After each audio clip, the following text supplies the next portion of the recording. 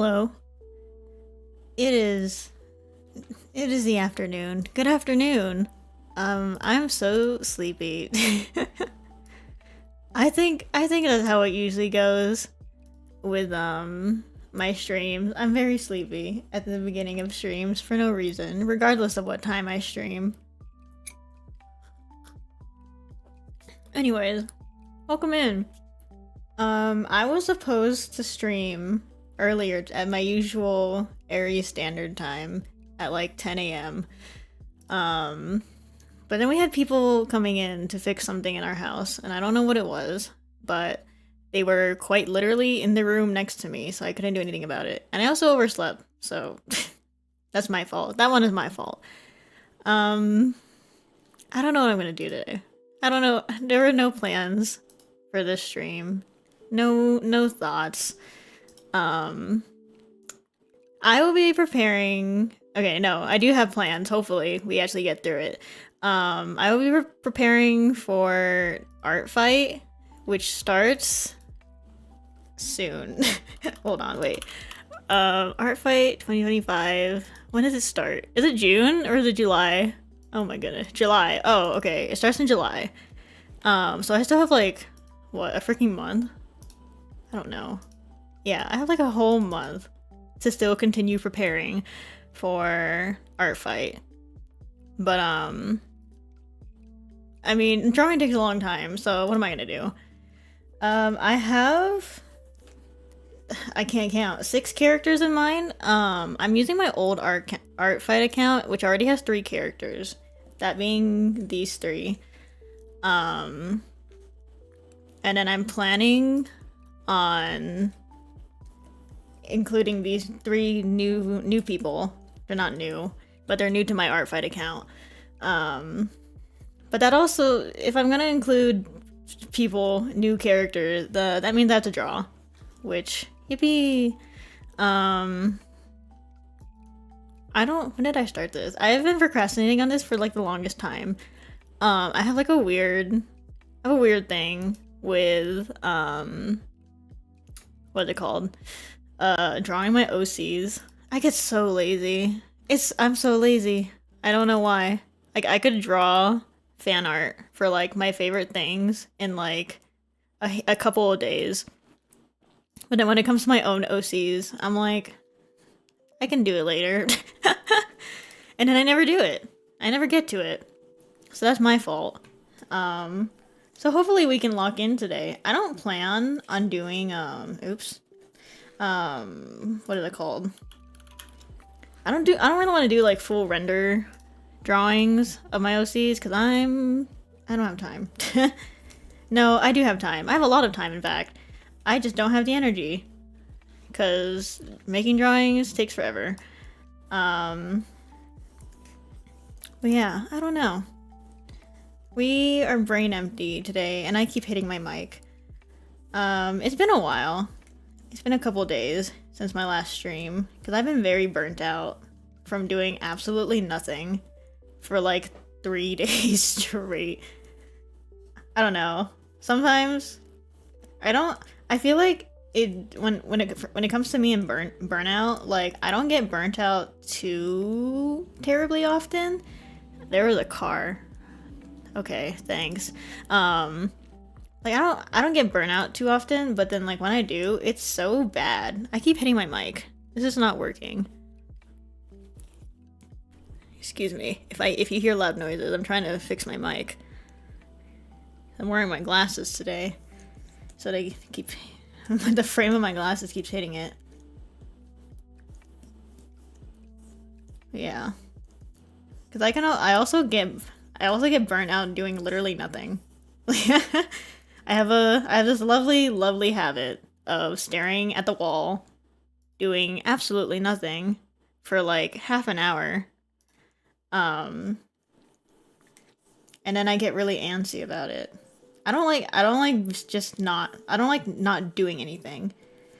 Like I feel like I constantly need to be doing something, or else I'm gonna drive myself insane. But then at the same time, if I keep doing stuff without taking breaks, I will be so incredibly tired. That's a weird balance. But as for these OCs, these are very old characters. Well, only some of them are newer. Are they? Hold on. This character right here is the oldest. Or by oldest I mean like was created first out of all these characters. I'll get into names later, maybe. Because I want to draw. I want to actually draw and not constantly flip between opening my, or showing the whole screen in the middle of me drawing. But some of these characters go all the way back to 2018, which is crazy to me. I didn't realize, honestly, something I like never really think about is that I've been drawing for like over 5 years. Have I been drawing consistently? No. But I have been drawing, and I can say with confidence that I have also been improving over those 5 years. Not at a consistent rate. Not in the slightest. But I have been drawing for a long time. And it's very strange to think about, because it doesn't feel like it's been that long. But then I open my like my Google Drive of drawings, and I'm like, oh my goodness, this was from like 5 years ago. Well, actually, no. Most of my drawings from that time is like on paper. Because I think my first exposure to digital art was an iPad. But like most people, my first like actual drawing was on with pen and paper. Most of those drawings I think I still have. I just don't know where, because it's been a while since I've looked for them. Maybe in some other future stream I could show them off, my old drawings from when I was a wee little child. But not today. Frankly, I don't have the energy to be looking at old drawings. I know people would be like they like to look back at their old drawings, because it's like the easiest way for you to really get a grasp on your what is that called? Your growth as an artist. And I agree with that. That's very true. Sometimes I will look at my old art, and sometimes I'll even redraw it. In my whatever recent style I have. But like, it still sucks. My old art still sucks. And I don't want to look at it. Sometimes I just don't want to look at it. So, I don't know. It depends on my mood. I gotta be in a good mood to be looking at my old art. Because if I'm in a good mood, then I will be looking at it critically and fondly, and I'll be like, wow, look at how far I've come. But if I look at my old art in a bad mood, I will literally be like flaming my child me to no end. And sometimes I don't need that energy. Sometimes we need the good vibes. But so I've only done Art Fight for 1 year. Last year was my first time doing Art Fight, and I didn't do a lot. Partially because I was busy. I chose or not even I chose. Art Fight was happening like literally at the end of my school year last year. So I was very all over the place because I had like this big project, and I had to figure out classes for the next year and all that good stuff of being a student. So I didn't get to do a lot during Art Fight last year, and I wish I did. because I saw people doing like full full render drawings, which is crazy. Um, Although I mean to be fair, like most people doing those really crazy full render drawings are mostly friends. Like they're already friends with each other and they're like um they've been doing art fight for a while.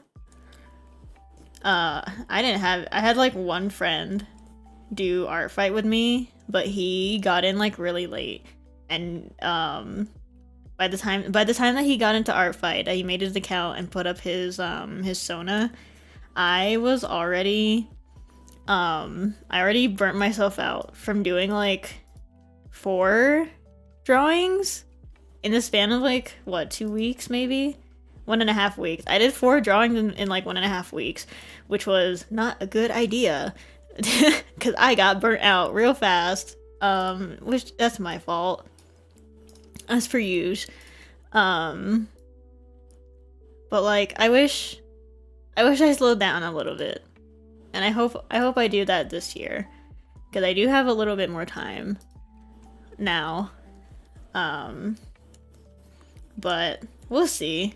Because also, I'm kind of picky when it comes to character design. Not even kind of. I'm so picky. I know, like, it's probably just solely because I am. I guess I guess I am a character designer. So I tend to look at those kinds of things a little more critically. And then also, like, a handful of people participating in art fight are so clearly what is it called, they're very clearly gacha fans. They're gacha fans who love their super complicated not symmetrical at all designs that are just the worst. They're so hard to draw. That's my thing with what is it called? Gacha character designs. You will not catch me drawing that. I can't lie. It's so hard. I don't have the patience for it because there's so many little details. And I know it's because like it's a 3D model. So once the model was done, then you don't have to do anything else with it. Like you don't need, compared to like anime, especially older anime, where the designs were simpler because you have to redraw them in every frame. Oops. You have to draw that design in every frame. So it's like it's better. It's more efficient to have it be a simpler design. With like 3D gacha games and even like gacha games that have like live 2D models rather than like 3D models. Like once you finish the design and once you have it animated and all finished up, you're done. Like you can use it however you want, any which way. Literally forever. Which is great. I think that's a great thing to be able to use a design like that. And like I think the versatility of 3D modeling is fascinating, and I would love to learn 3D modeling, but it's also very hard. And then at the same time, because of the fact that you're done once you make the design, it gives artists and designers an excuse to add like the most nonsensical and complicated detailing in a character you will ever see. And it makes me a little bit mad. Because I at my core I am a fan artist. I do a lot of fan art in general for a lot of different fandoms over the years. And like the one thing that I will not consistently do fan art for is gacha games because it's so complicated. There's so many little details, and at that point I'm just like, either I'm gonna draw this character in a completely different modern outfit, or I'm literally just not gonna draw this character at all because I don't have the patience. I've definitely drawn Genshin Impact characters. I will say that. I think I had what is it called? So Lisa from Genshin Impact is definitely one of my favorite characters ever. And she has like if you haven't seen her design, she has like this corset with the symbol of the like Knights of Favonius on the corset on the front of it. It's complicated and I literally memorized it. I don't have it memorized anymore, but like I genuinely had that design memorized, like muscle memory. That's how often I drew her. But then like every other character, I was like, no, I'm okay. I'm not drawing that. I don't have the patience. But like, I don't know. It's fascinating to me as someone who does more contemporary storytelling and therefore design. Like I don't do fantasy. I should rephrase that. I don't write fantasy. I enjoy it as a genre, but I don't know how to write it for the life of me, and I don't think I ever will. So a lot of my characters and my stories in general take place in like real world adjacent. So they have simple designs. They're chill. They're normal for the most part. Like, what have I done fantasy? I think I did. No, the closest I've done to fantasy was a old concept of, what was it? It was basically a Sword Art Online ripoff of like these characters being transported into a game. But I think that the game idea that I made was a little more fantasy than Sword Art Online, because Sword Art Online is definitely fantasy, but it's like Final Fantasy type. Like it's more of the Final Fantasy genre type of style, which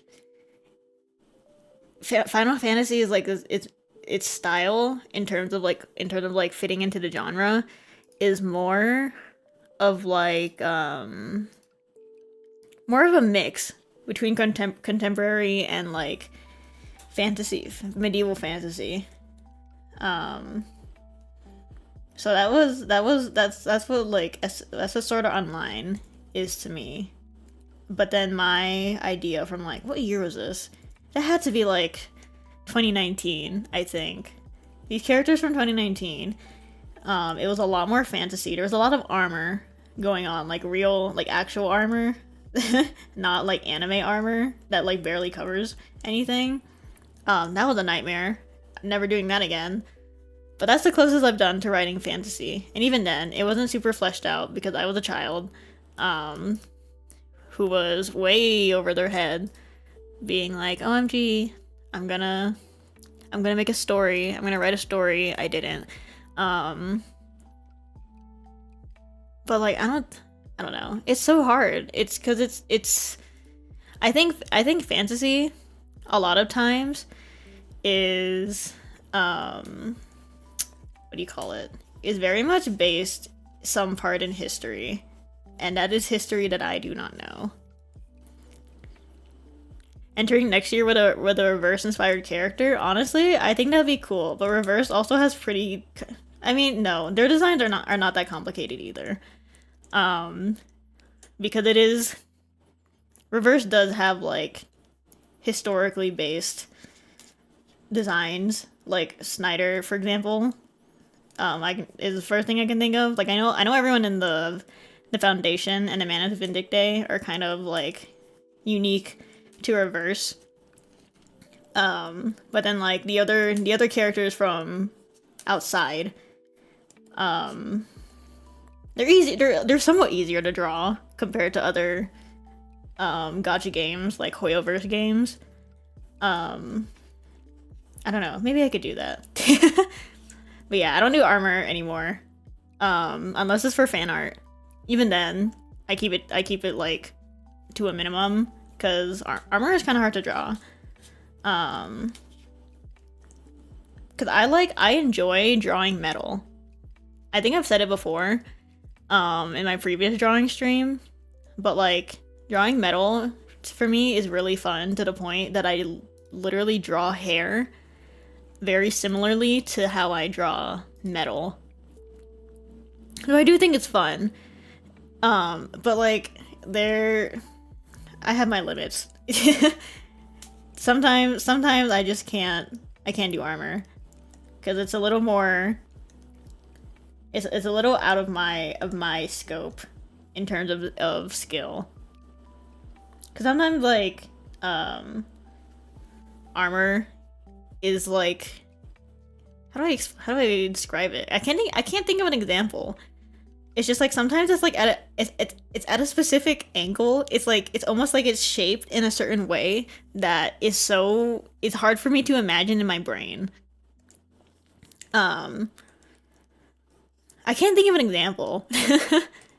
Like, you know, have you if you've ever seen any character that has like some type of armor or like a brooch that's like metal and it's in the shape of a wolf or a lion or some kind of like animal like that. Like I don't know how to draw that. Partially because I don't know how to do animals in general, but then also because like I can't imagine in my brain how like the light is supposed to be hitting the metal, things like that. Um that's the best way I can describe it. Like what's it called? Arknights. Arknights has a lot of metal in like very intricate shapes, and I can't grasp my head around it. But I can do like basic armor. That's the most I can do. But yeah, so I started on I didn't draw like the hair or the faces cuz I have a little bit of what is that called? What do people call that? Same face syndrome? Yeah, that's what it's called. Um Hold on. Let me drink some tea.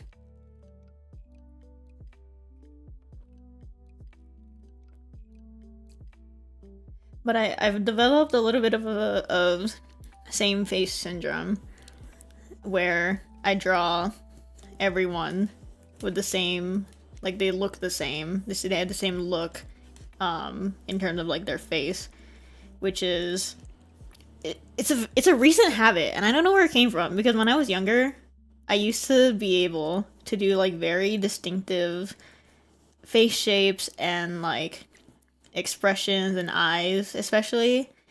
I think I used to be pretty good at drawing um unique eyes, but then for some reason, I think it's just because I got lazy.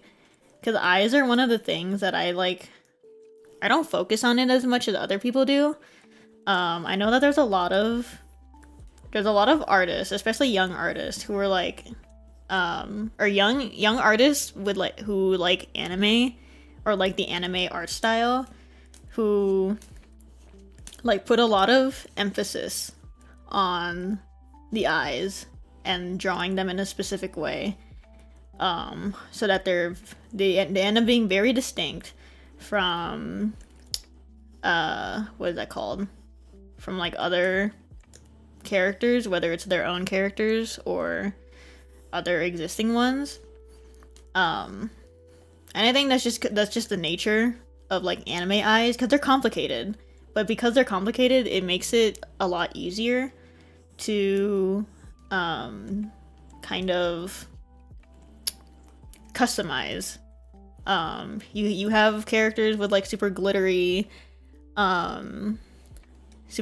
bright eyes with like cute little highlights, and you have characters that have super sharp oh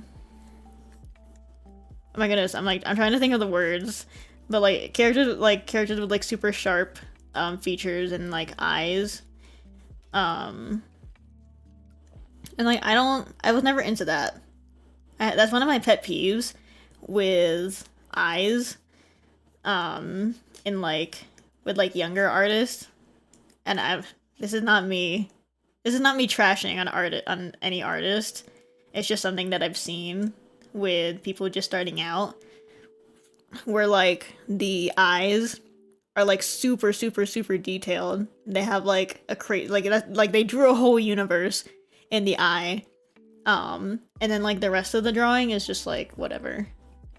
Like very minimal shading, rendering and all that. I don't like that. I never enjoyed that kind of look, cuz it's like it's glaringly obvious that they got lazy.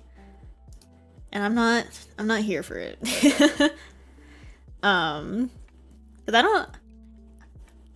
Cuz I do my drawing style is technically painting, or like almost like painting.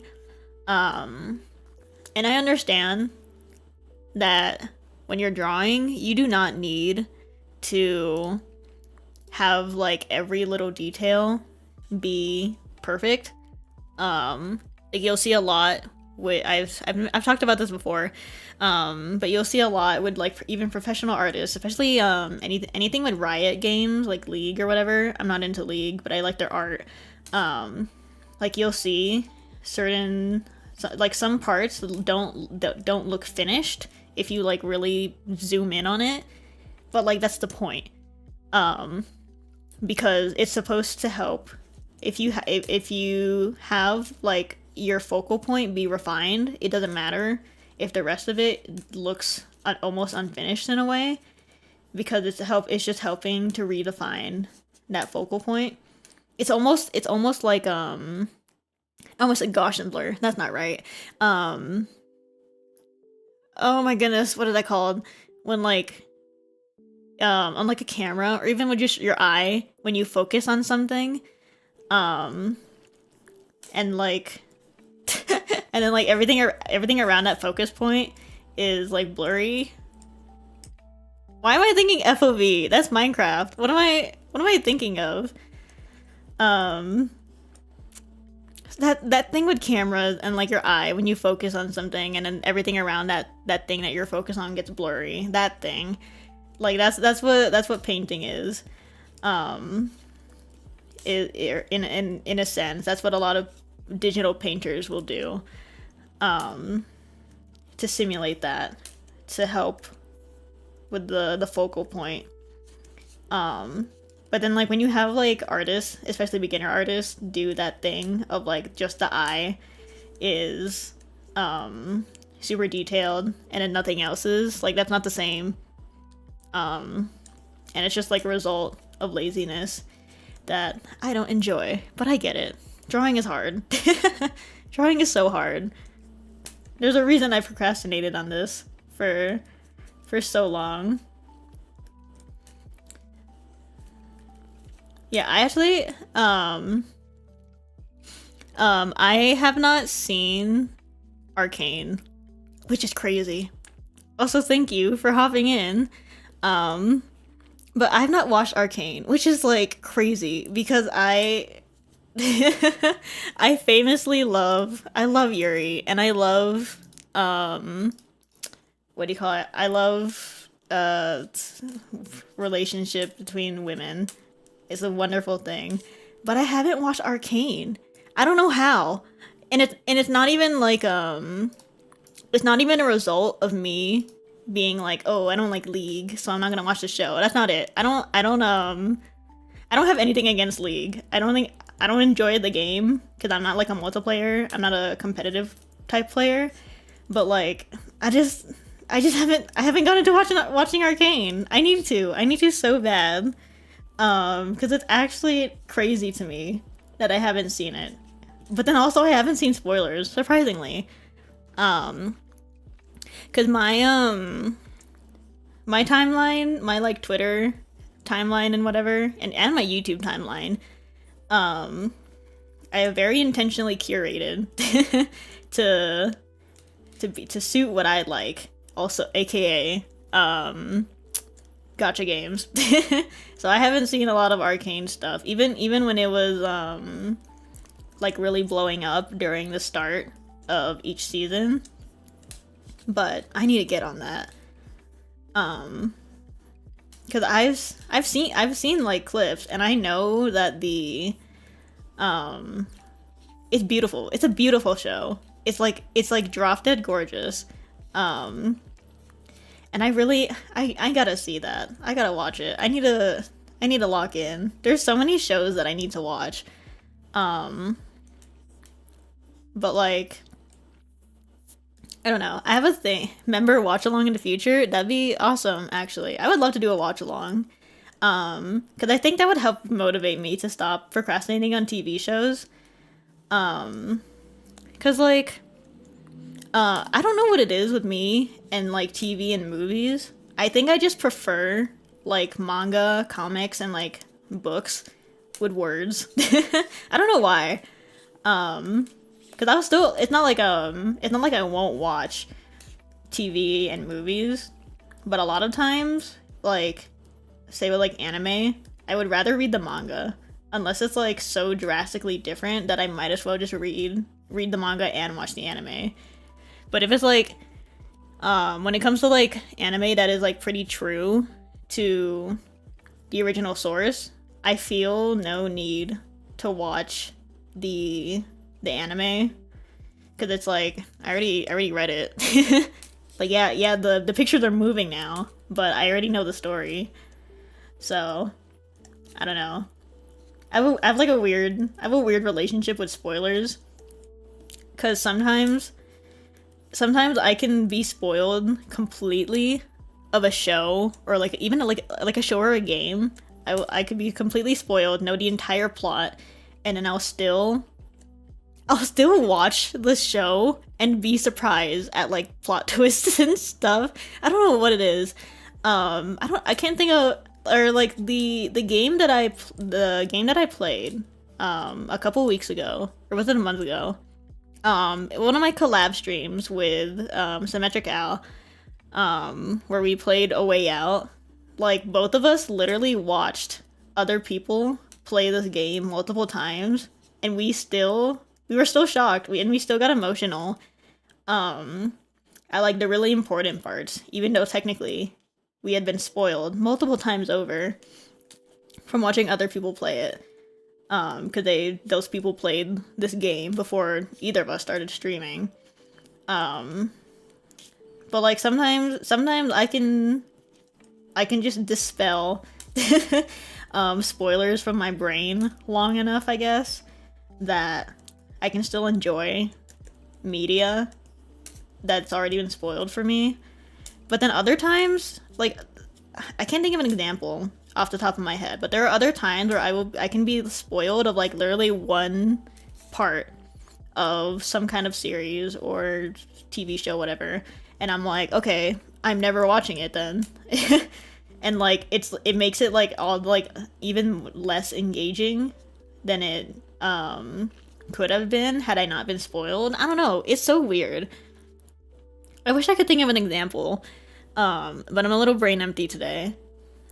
But sometimes the spoilers get me, sometimes they don't, and I don't know how to guess when it will.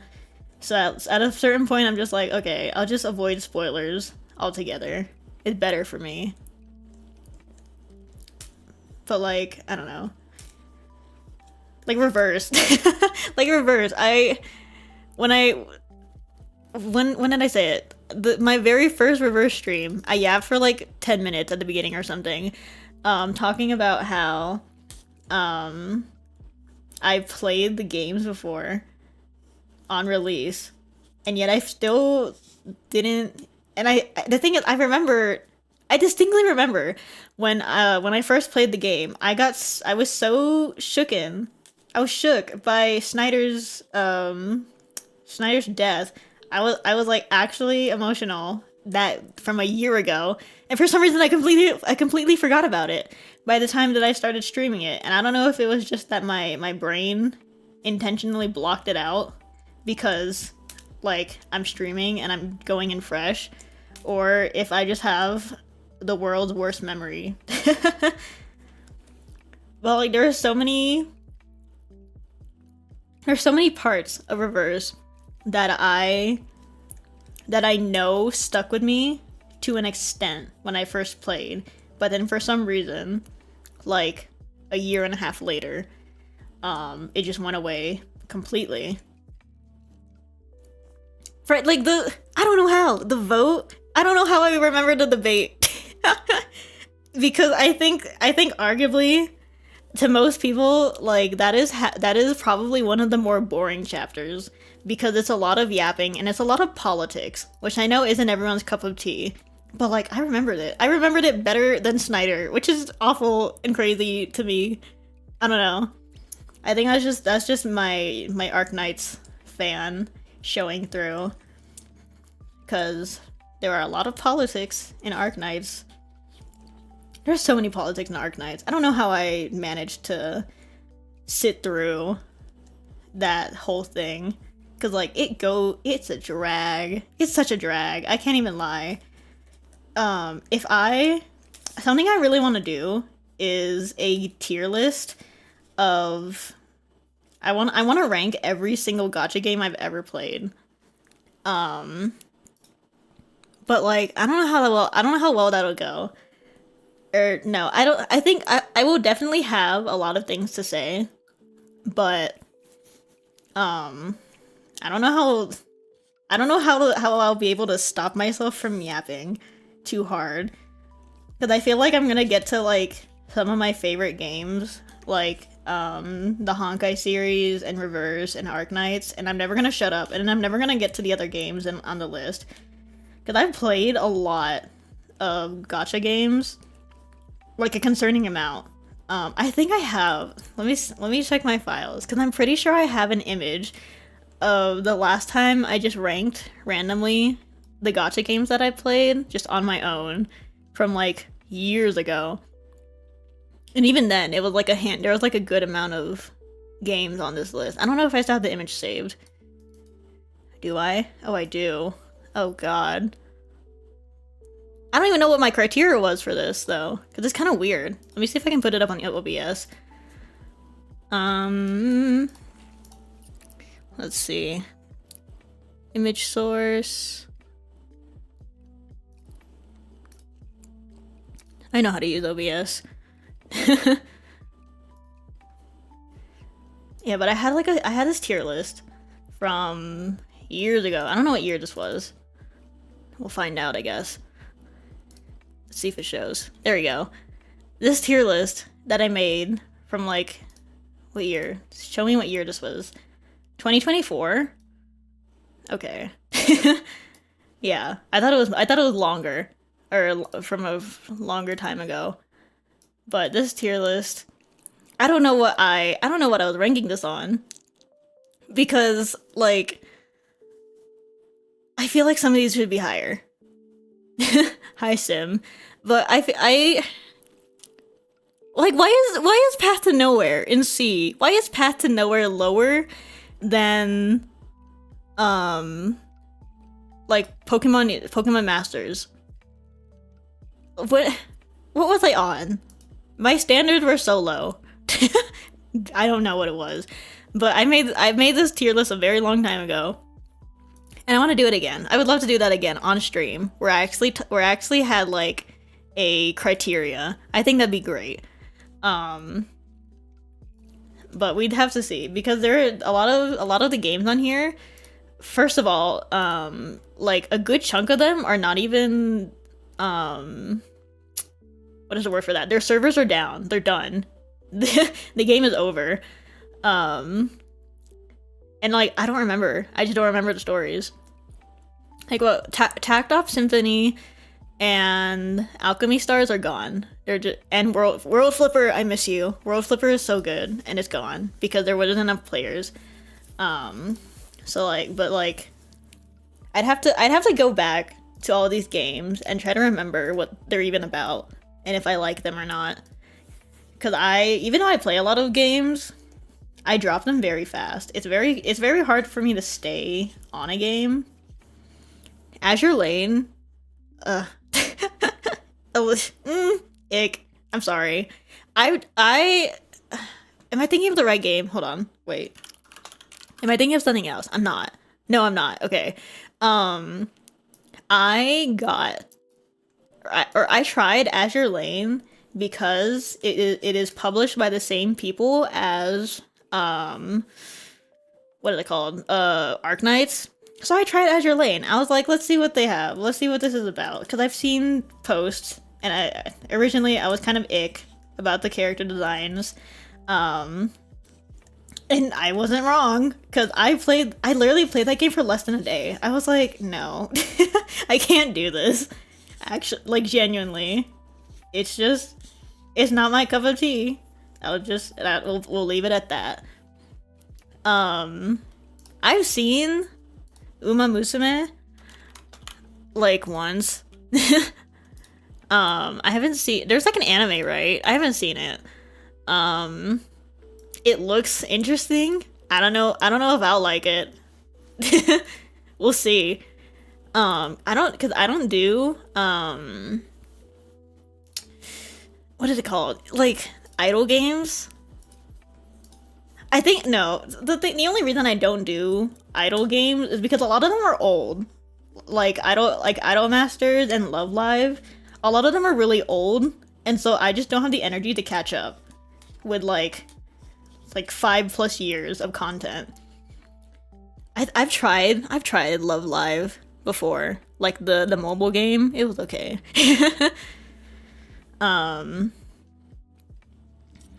But I don't know. Maybe I'll watch the Uma Musume anime before. Well, actually, no, I probably won't watch it before the game comes out. But maybe I'll watch it just to see what I'm getting myself into. But I don't know. I mean, I do love me and a mostly female cast of games. So maybe I'll watch it and then I'll talk about it. Oh, Bandari! Oh my god, Bandari is the only reason I could get into Bandari is because I was there from almost the beginning. Like at least I want to say that I got into Bandari a year after it came out, or like within a year after it came out. Like that's the only reason I stuck to it. I need to watch Ave Musica and MyGo because I didn't watch either of those when it came out because I at that point I had already fallen off of Bandari, so I was like, oh, maybe I don't know why I thought this, but I was like, oh, these shows are coming straight from Bandari and they're like caught up to the most recent story that I'm not caught up to. So I got lazy because I thought that I would have to catch up to Bandari to understand MyGo and Ave Musica, which like technically I don't think I do. As far as I can tell, they can easily be standalone. At least the anime. I don't know about the game. But I need to watch it because Arknights is doing a collab with Ave Musica and I need to watch it now. Cause how else am I gonna understand this collab? I can't believe Arknights is what's gonna get me to watch Ave Musica. But I do plan on watching it. Cause I know everyone and their mother loves this show. I have so many friends who just love this show with all their heart, and I'm like, I want a little bit of that. I'd like to experience that as well. So I do plan on watching it. I just don't know when. But there's a lot of Yuri anime that I need to watch. I would love to do a watch along. I think that'd be really fun. Of like Yuri anime. I keep getting clips of what's that called? Adachi and Shimamura, which I read I read the original manga, but I didn't read the new one. Like the most recent version of Adachi and Shimamura that is still being made right now. So, but I keep getting clips of the anime adaptation of like the first couple volumes. I want to watch that. They look so cute, and they have the Japanese voice actress for Kokoro from Bandori. I love her. I love her so much. She's so cute. Um, but I really want. I want to watch more Yuri anime. Because the Yuri manga scene is getting a little rough. In terms of publishing, there's a lot of stuff happening on with Yuri manga. That's quite unfortunate. There's so many. I saw a tweet recently that was like someone trying to save this manga. I don't know what manga it is. I've never seen it before. But someone trying to save this manga from ending early because it wasn't making enough sales. Like, that's a regular occurrence when it comes to Yuri manga. But yeah, I'll make sure to watch Ave Musica and Maiko.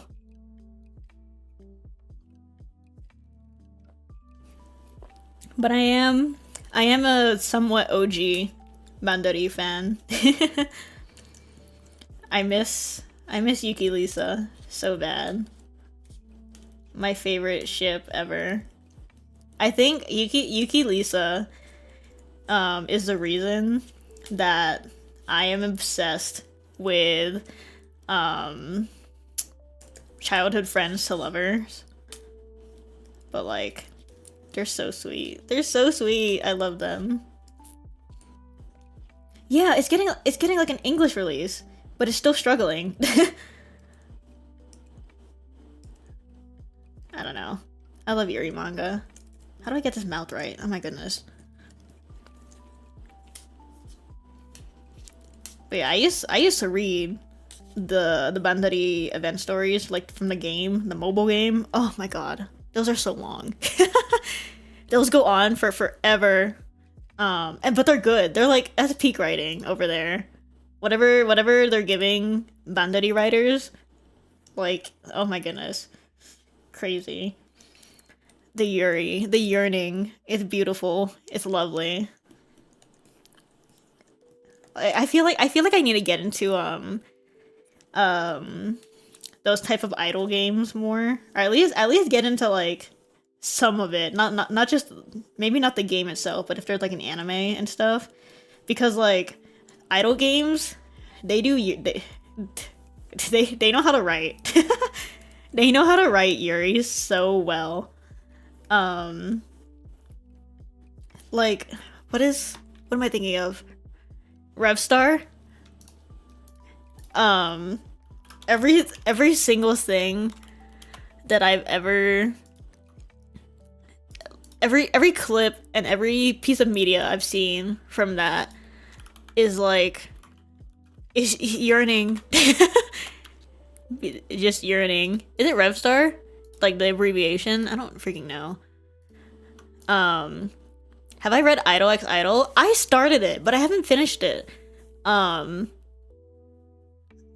That's, oh my gosh, wait. The chapter that I stopped at is when the two main characters were getting in an argument about something. Because the younger one was like, I might be misremembering, but I think it was like the younger idol was like, "You're not taking this seriously enough," and they got into an argument. I got so stressed. I got stressed, and I couldn't keep reading, and I haven't read it since. I need to catch up on it, cause like I don't know what it was. I don't even know why I got so stressed over it. But it just stressed me out, and I was like, I need a break. And then I have been taking a break since forever now. But I need to get back on it, because a lot of I'm sort of slowly catching up to a lot of the manga that I read, and now I'm running out of things to read. So I'll probably get into Idol X Idol again. We'll see.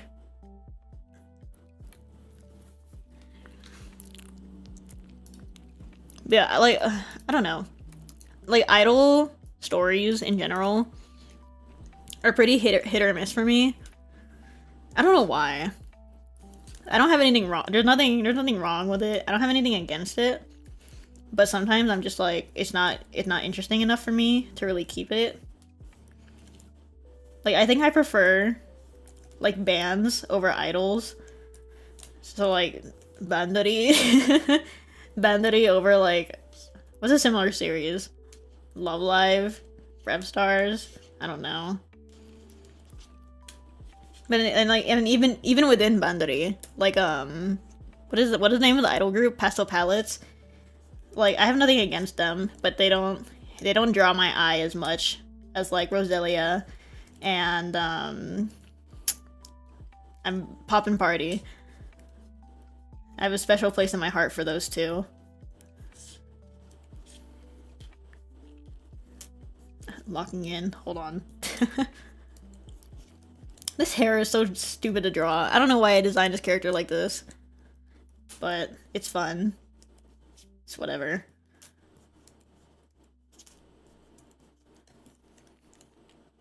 That's good enough. Yeah, Roselia is my favorite. They've always been my favorite. They always will be. They're so special to me. If you ever I think everyone, regardless of whether or not you play Bandari or consume the media, please watch Garupa Pico and like that whole series of like the chibi animated stuff. It's so cute and it's just so much Yuri. It's so much love. My favorite Garupa Pico episode, I don't know which one it was, or I don't know what name it is, because there's the I think there's like 3 different versions of the series. Let me check. Garupa Pico Fever, and then Garupa Pico Omori. In one of those is a episode that is just Yukina and Lisa being a couple. Just acting like an old married couple, and it's beautiful. And welcome in to my little yapping stream. I'm doing a lot more yapping than I am drawing, TBH. Yeah, but I love Bandari. I miss them. I miss Bandari. By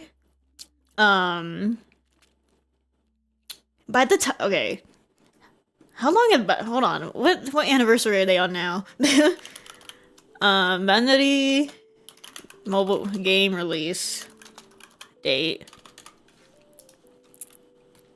What year? 2017. Oh my god. No, okay, wait. That's the English version, the global version was 2018, but still, oh my god, I feel old. Oh, that's disturbing. Anyways, I probably got into Bandari in 2019, somewhere around that time, and so, and then I fell out of it at some point. I don't remember when. But then, like, I fell out of Bandari, and then all of a sudden they're graduating, and I was appalled. Like, this game had been going on for so many years that they were like, oh yeah, these girls are done with high school, they're all in college now, and I'm like, oh my god, I feel like I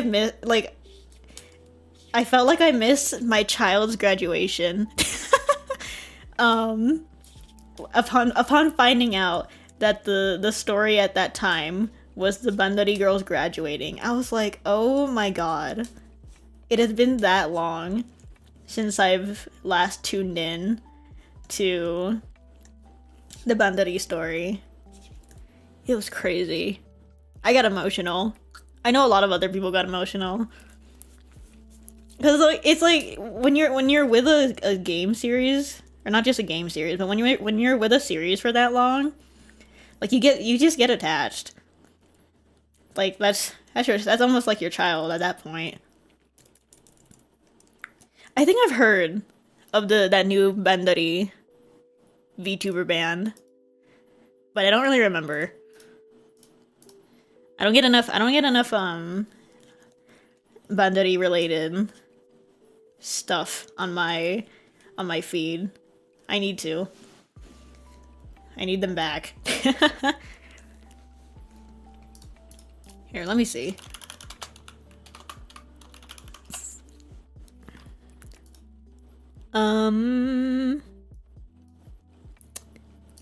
Me searching up Bandari Band and an Argonavis comes up. Ugh, oh my god. I feel so old. Like, how has this game and this series been going on for so long? That feels wrong. I'm seeing, a band that I've never seen before, and I don't trust myself to pronounce their name right. Hold on. Let's see. We're taking a break from drawing. I need to see this. Mugenai Mew type. Is that what they are? Is that what this is called? They don't have a wiki page. That's cool.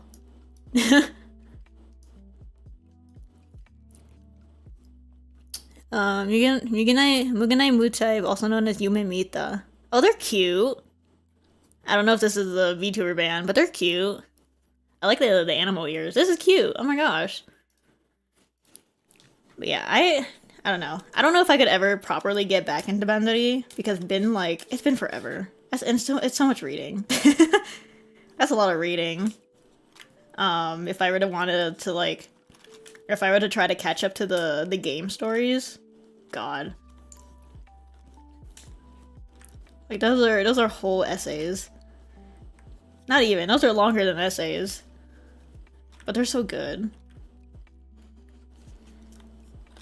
If there was like I'm pretty sure there was Bandari manga that was depicting the game stories from like events and stuff, but I don't know.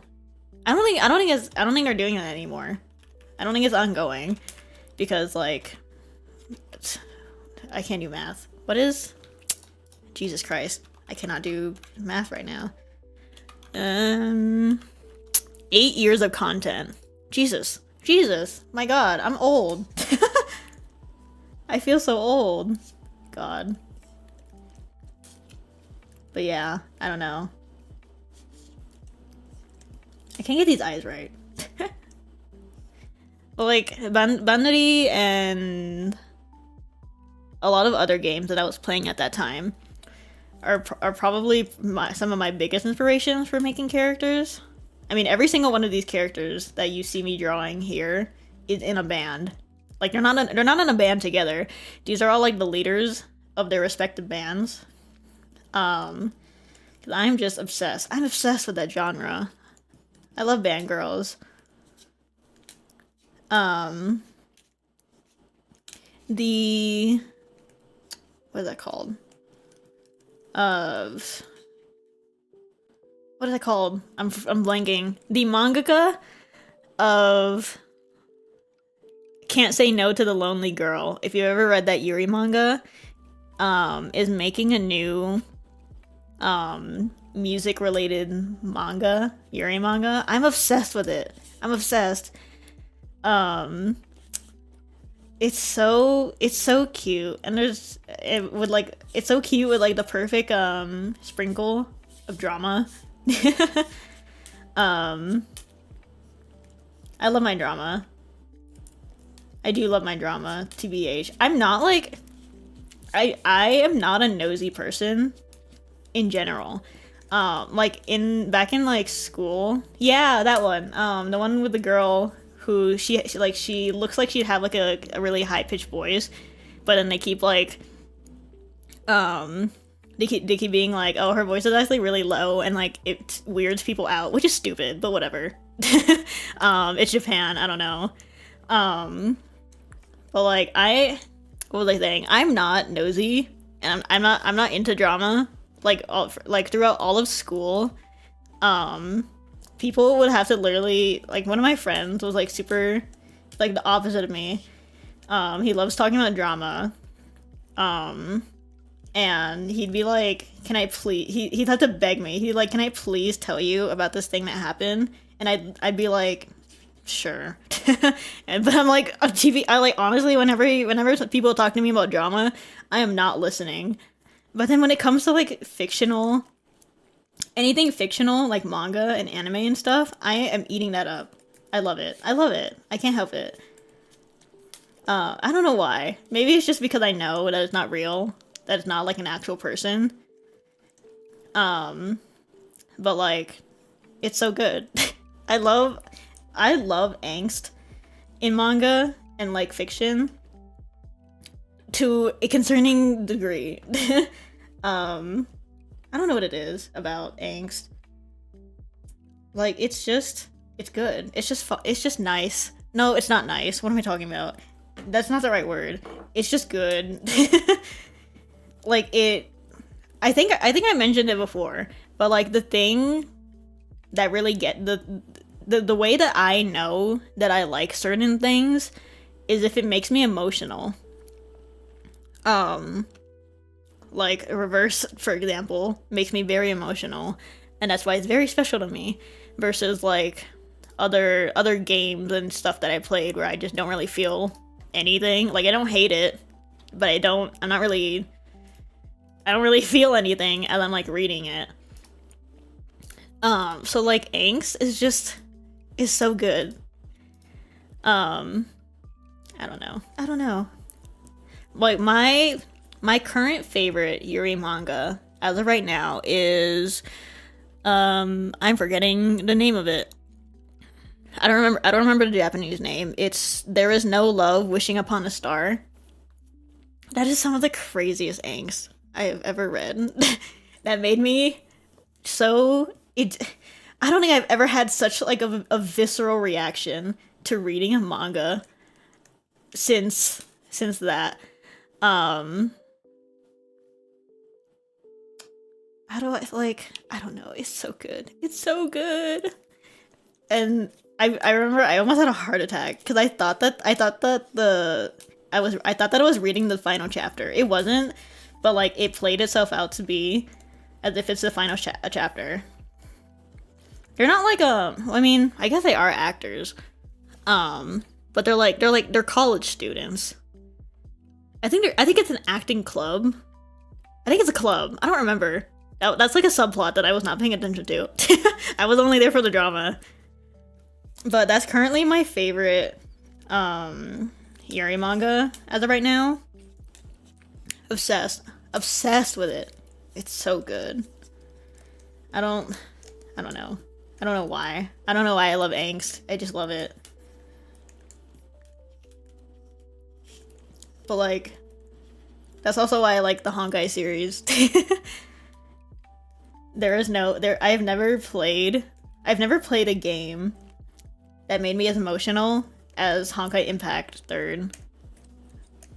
I would love to play that on stream if it weren't for the fact that it's just long. Like, it's longer than Genshin, and it's longer than Honkai Star Rail, and I don't think I have the patience. Cause like when I played Honkai Impact by myself, I took like days on one part of like the chapter, or like, no, how did I split they're in chapters that are split into parts. So for me to get to an entire chapter, I took like days because it's just long. It's so much reading, and so much yapping, which I love, but like, it's still long. I'm trying to, hold on, give me a second. I'm trying to look for the guitar that I assigned to this character, because I don't remember what it looks like. Or did I write it down? Oh, Jesus. This is not a good time for me to be unorganized.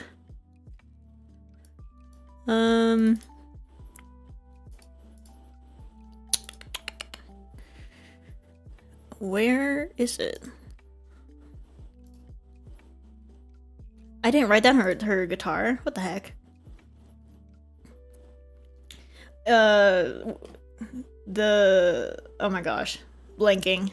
My brain is not working today. The No Love Wishing Upon a Star is about the three childhood friends, where they're the girl, the two girls are in love with each other, but one of them doesn't really know it. Doesn't really know that she's in love with her, so she goes out with the other childhood friend who's a guy, and then drama. I don't really like I don't usually like love triangles. I think they're like the most obnoxious thing ever. Like if oh god, the birthday chapter, don't even. But like love triangles are kind of I don't like them in general. Like when I watched Wednesday, which by the way, second season's coming out and I am so excited. But when I watched the Wednesday TV show, the love triangle happening between Wednesday, Tyler, and that other guy I don't remember the name of, I was like, God, get out of my face. um I'm so sick of love triangles, but for some reason the one in this manga, in my favorite manga, is like just so delicious. It's so good. I haven't read My Girlfriend Isn't Here Today. I've been meaning to, but like I think what was it? Either someone told me or I saw it tagged as NTR. And I think that was a little iffy for me because I don't really like NTR. But like, I don't know. I still want to read it. I still think it's interesting because I've seen not clips. I've seen screenshots and like bits from the manga. But I don't know. NTR is not usually my thing. Sometimes it can be. But usually it's not. Even if it's like with like in like a how do I phrase that? Even in like a queer setting where it's like a girl cheats on her boyfriend because she does not like men. Like even when it's something like that, I don't really like. I don't know. Maybe it's just because I've been raised to understand that cheating is either very wrong or at the very least taboo. I think that's the only reason why I don't really mess with NTR. But yeah, NTR Trap was worse. I didn't even finish it. I got sick of it so fast. I was like, you know what? I don't need this in my life. I really don't. Yeah, but usually when it comes to like tropes and genres, childhood friends to lovers will always be my favorite thing ever. If anyone in my chat right now does not really read Yuri manga and wants to get into it, please read How Do I Get My Childhood Best Friend or How Do I Get With My Childhood Best Friend. I don't think that's the official English title, but it's something like that. You'll probably find it if you search it up. But it's like it's very fluffy and a little bit of drama, but not a lot. But it's like it's so easy to turn your brain off reading manga like that. And I think that's fine. I think that's a perfectly fine type of thing to read. There's not really angst. There's a little bit of drama, but it's more really just that that trope that you see in a lot of like high school stories of like, oh, this person doesn't like me because of this and that, but then they don't know that. They're just making assumptions. It's things like that. There's a sprinkle of drama that's just caused by misunderstanding, which I feel like is standard when it comes to any story that takes place in like a high school setting. but it's not really angst. It's like it's a very easy read, I'd say. Because there's so many good Yuri manga, like Getting Rejected in a Dream. That one's also awesome. I haven't finished it. I think I'm almost done, but I haven't read the last few chapters. But like when it comes to trying to recommend Yuri manga, I feel like sometimes it's hard, depending on obviously depending on the person, because sometimes people will read, especially they read romance to turn their brains off, which I get. I do that. I do that when I'm reading fan fiction. Like I read fan fiction when I'm bored, and I just want to turn my brain off completely. But then there's also a lot of, or not a lot of, but like a good amount of some of my favorite manga or Yuri manga is like so heavy, in like, and not even just in like an angst way. They're just like heavy, and how do I explain this? What am I thinking of? I'm in Love with the Villainess is a pretty popular one, and like it has politics. I can't lie. I'm in Love with the Villainess is one of those stories that has like really crazy world building that goes in deep. And I know for a lot of people that's not really their thing. And then like, oh my god, wait, the other angst manga that I love is I don't know the English title. Wait. I don't know how to translate this. The Summer You Were There. Ah, god, it's so good. The Summer You Were There, I think I told my friend, he was asking me for Yuri recommendation, and I was like, okay, I think you need a week. You need a week to just like let it sit in. I know it's getting an anime. I'm scared. I'm like genuinely scared of it, because I don't think I can go through that again a second time. It's so good, but it's a little traumatizing. And then what else? Like other, I'm trying to think of like there's so many manga that's like they're so good, but they're kind of hard to get into. Miete Masio, is it Aizawa-san? I Can See You, Aizawa-san is a mystery thriller. And it's kind of confusing. Like I don't know which scanlation I'm reading. But like they had to they put a summary of like all the clues, the current clues, of one of the characters, what's the word for that? Just, there was like a giant PDF of clues at the end of the chapter from the person who scanned and translated it, and I was lost. I was just lost because I was like, oh my gosh, I have not noticed any of these little details. Magical Revolution of the Reincarnated Princess and the Ingenious Young Lady is one that I have been meaning to read. I know that the anime has voice actors that I like, so I wouldn't be averse to watching the anime. But I'm pretty sure that the manga has like 1 billion chapters, and I need like time. There are two what did I call them? There are 2 manga that I really want to read. Like I have them on my list, and the only reason I haven't read them yet is because they're literally over 100 chapters, and I need time. And not even like short chapters, like full on chapters. And that's just, it's intimidating. It's a little intimidating. That's the only reason I haven't read it. Here, I'm trying to look at how many chapters are in this thing.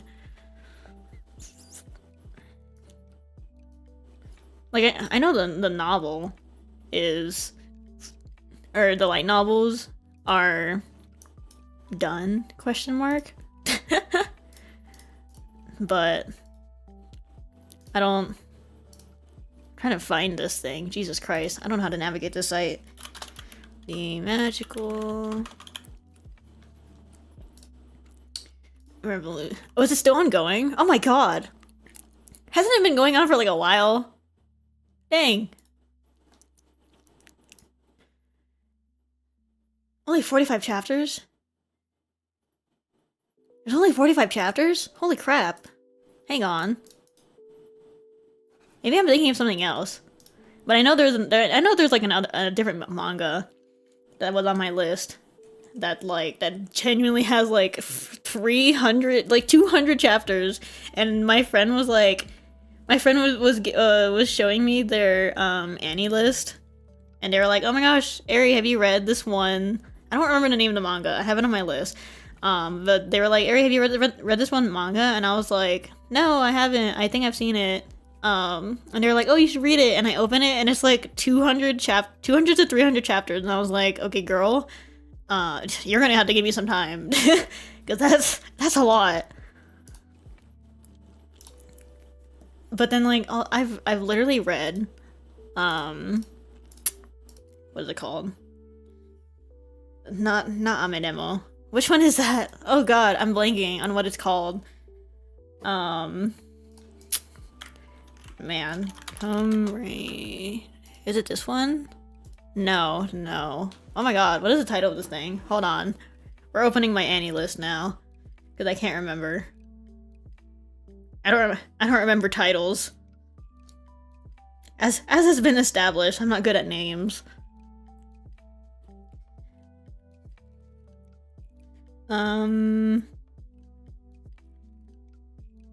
Holy crap. What is the title of this freaking thing?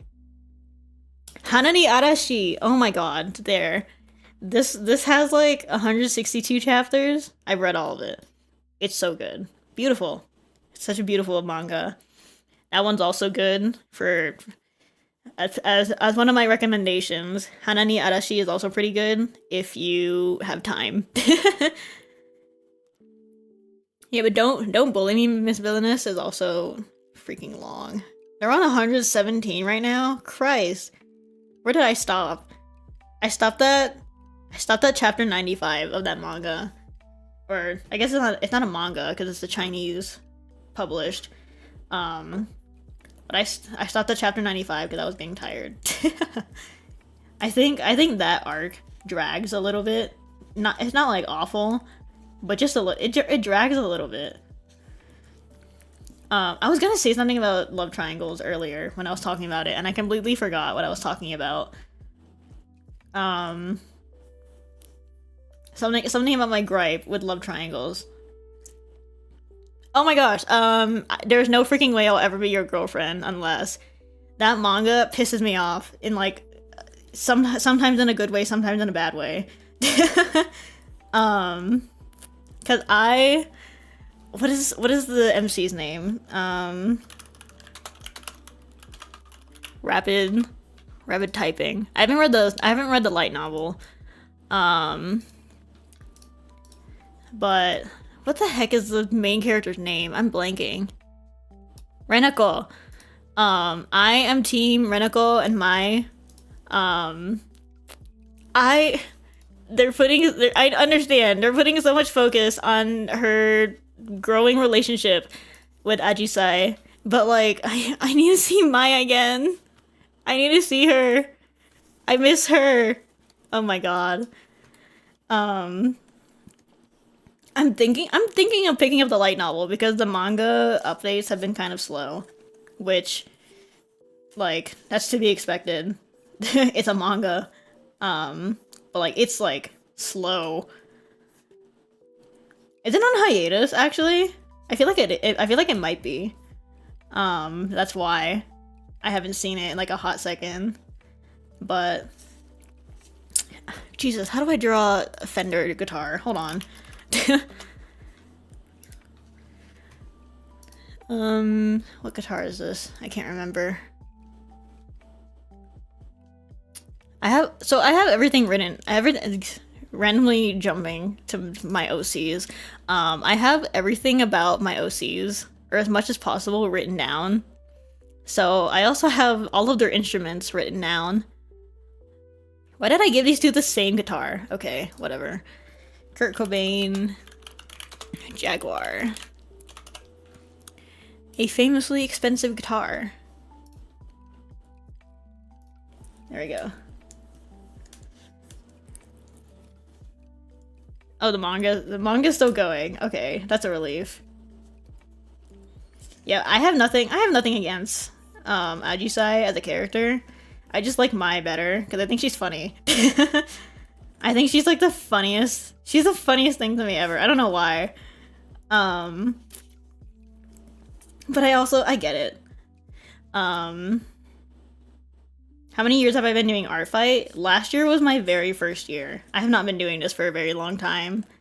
Partially because I don't draw my OCs very often. So like I had nothing to submit to art fight, and I couldn't even crunch in anything from before. Cause I don't know. I said it earlier, but like drawing my OC sometimes is like it feels like a chore. Hold on, let me get this guitar strap right. Yeah, I don't plan on making these drawings super detailed because I'm lazy. And my art fight attacks probably aren't gonna be super detailed. I don't know, we'll see.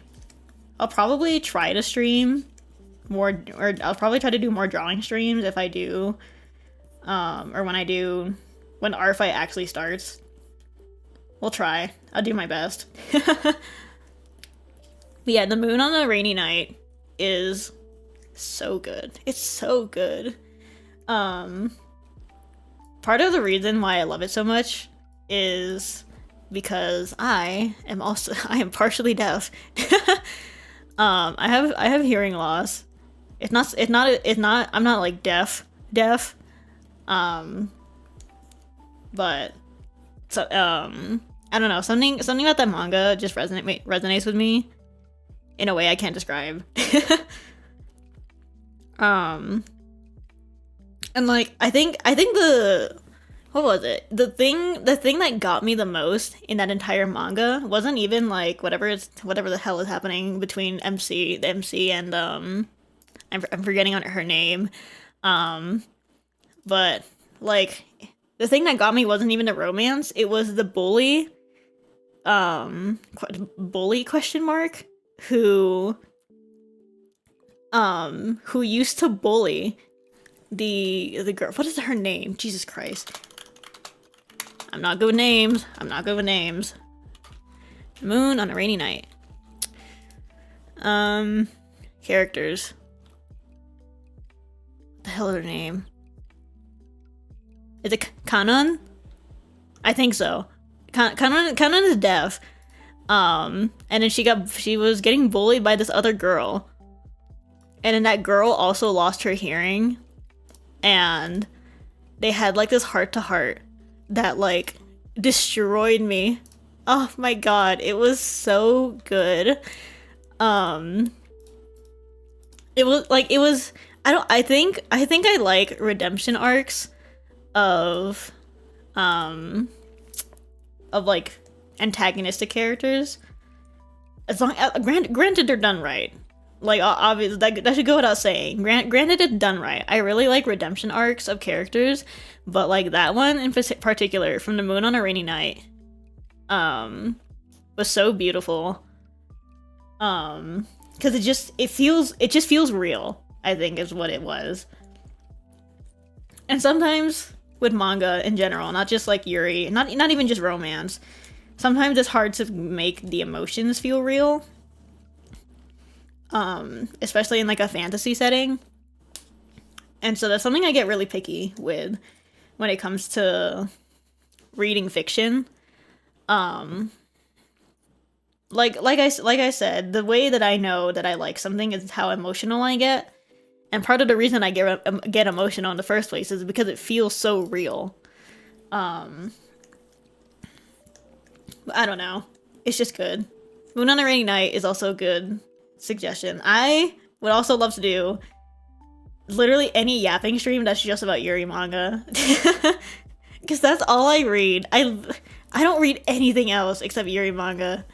I've had people try to suggest to me,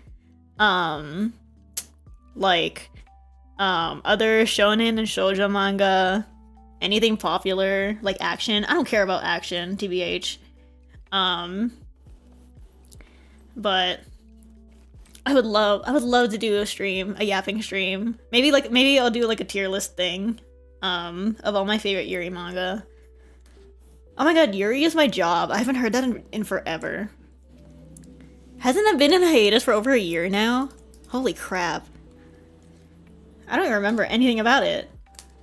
It's been so long that I completely forgot what goes on in that manga. Oh man. What was it? I remember there's that what's her name? That childhood friend? Question mark? Or classmate? I don't freaking know. That jealous one who gets with the other girl.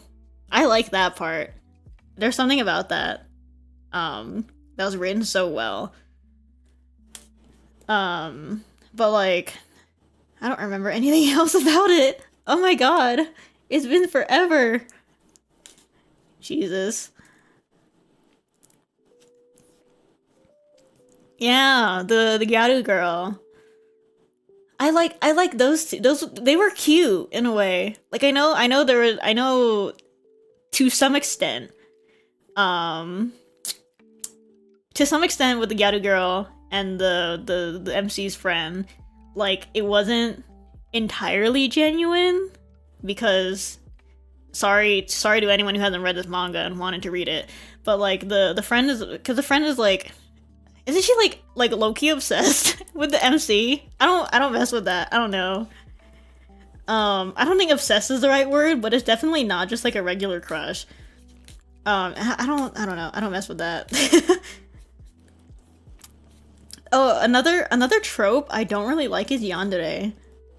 I know it's so popular. I know people love the yandere trope. I don't mess with it. I don't know. It's whatever. I don't know. Like I think the idea of even just like not even something as crazy as like yandere simulator, but even like even ones that are more mild, that's like more just like watching from afar in a way, is like I don't know. I don't think I've ever read a yandere series or like a yandere heavy series that I really enjoyed. I mean, what is the name of that one manga? Toxic Yuri. Zenbu Koashite Jiguku de Aishite. Is Toxic Yuri. I don't think it's yandere. Because it's just Toxic Yuri. But even then, sometimes like I love that manga, but sometimes it's hard to read. Or like sometimes I gotta take a break. But like I don't know. Hello, welcome in. I'm talking about Yuri. What other manga do I like? I think Toxic Yuri to me is kind of weird. It's in a weird spot for me. Cause like I think people don't know how to do Toxic Yuri right. But then when they do it right, it's kind of disturbing. Like, how do I explain this? Because some people on the internet think that Toxic Yuri is just two people being mean to each other, which like that's only part of it.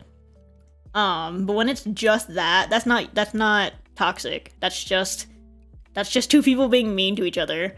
Like, that's almost rivals or enemies to lovers more than it is just, like, toxic. But, like, like, actual toxic Yuri, that, like, an actual toxic relationship, when it's done right, it's, like, actually disturbing sometimes. And, like, that's the point. But, I don't know.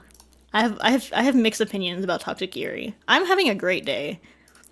I wasn't earlier, but I've been talking so much that I completely forgotten about what was ruining my day. So, yay!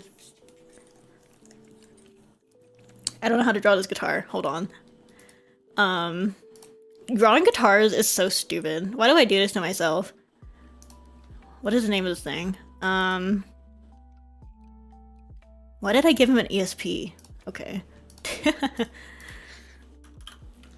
I don't know how to do the shape of like an acoustic guitar. ESP, LTD, LC 1000. Oh wait, this is not. This is the guitar I gave him? What? Is this a hybrid? Me mumbling to myself. I am very passionate about assigning instruments to my characters. I don't know why. Cause I think I'm the type of like character writer that gets really into like the nitty-gritty. Cause I think some of my OCs, I pick their instrument based on whether or not they could afford it, which is crazy now that when I say it out loud like that. But like, because I have like characters that are very much rich, and so they have like guitars that are like $1 to $2 grand, and then I have other characters who either are like beginners at music, or they're just not financially stable, that they have either really cheap guitars, well, not just guitars, but like really cheap instruments, or they have like literally like unlabeled instrument that you would find in like a thrift store for $2. That's an exaggeration, but like it's so easy to find a guitar that's like $15 in a thrift store. That's like it's had its time. But I get really into the nitty-gritty of character writing. I love it. It's so much fun. I need more tea. I've been yapping too much. I don't know if you can tell when I start to lose my voice.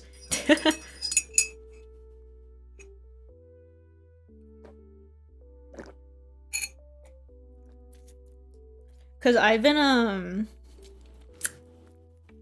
been streaming for that long. I think it's been like a month. I don't even know. How long have I been doing this for? I started streaming very, very recently. And it's not my first time doing content creation by any means, but it's definitely my first time talking for this long. Oh my god, it's been 3 months. What am I talking about? Oh my god, it's been so long. But I've been doing this for 3 months now. And I think the one thing that I wasn't expecting is what little stamina I have when it comes to talking. I guess it's because I just don't talk like physically. I don't like I'll talk to people online pretty often, but like actually speaking out loud, I haven't gotten used to yet. But like I don't know. I don't think it's super noticeable, but like it's definitely there. But you can just start to tell that I'm losing my voice throughout the stream. But that just means that I'm doing my job. I'm talking. It wouldn't be a very interesting stream if I'm dead quiet the entire time. It's surprising to me because I am an introvert, and not only am I an introvert, but I am also like so antisocial. um like I do enjoy, I like talking about stuff I like. I like talking about myself every once in a while. But like not all the time, obviously. What is happening to my stream whenever I do that?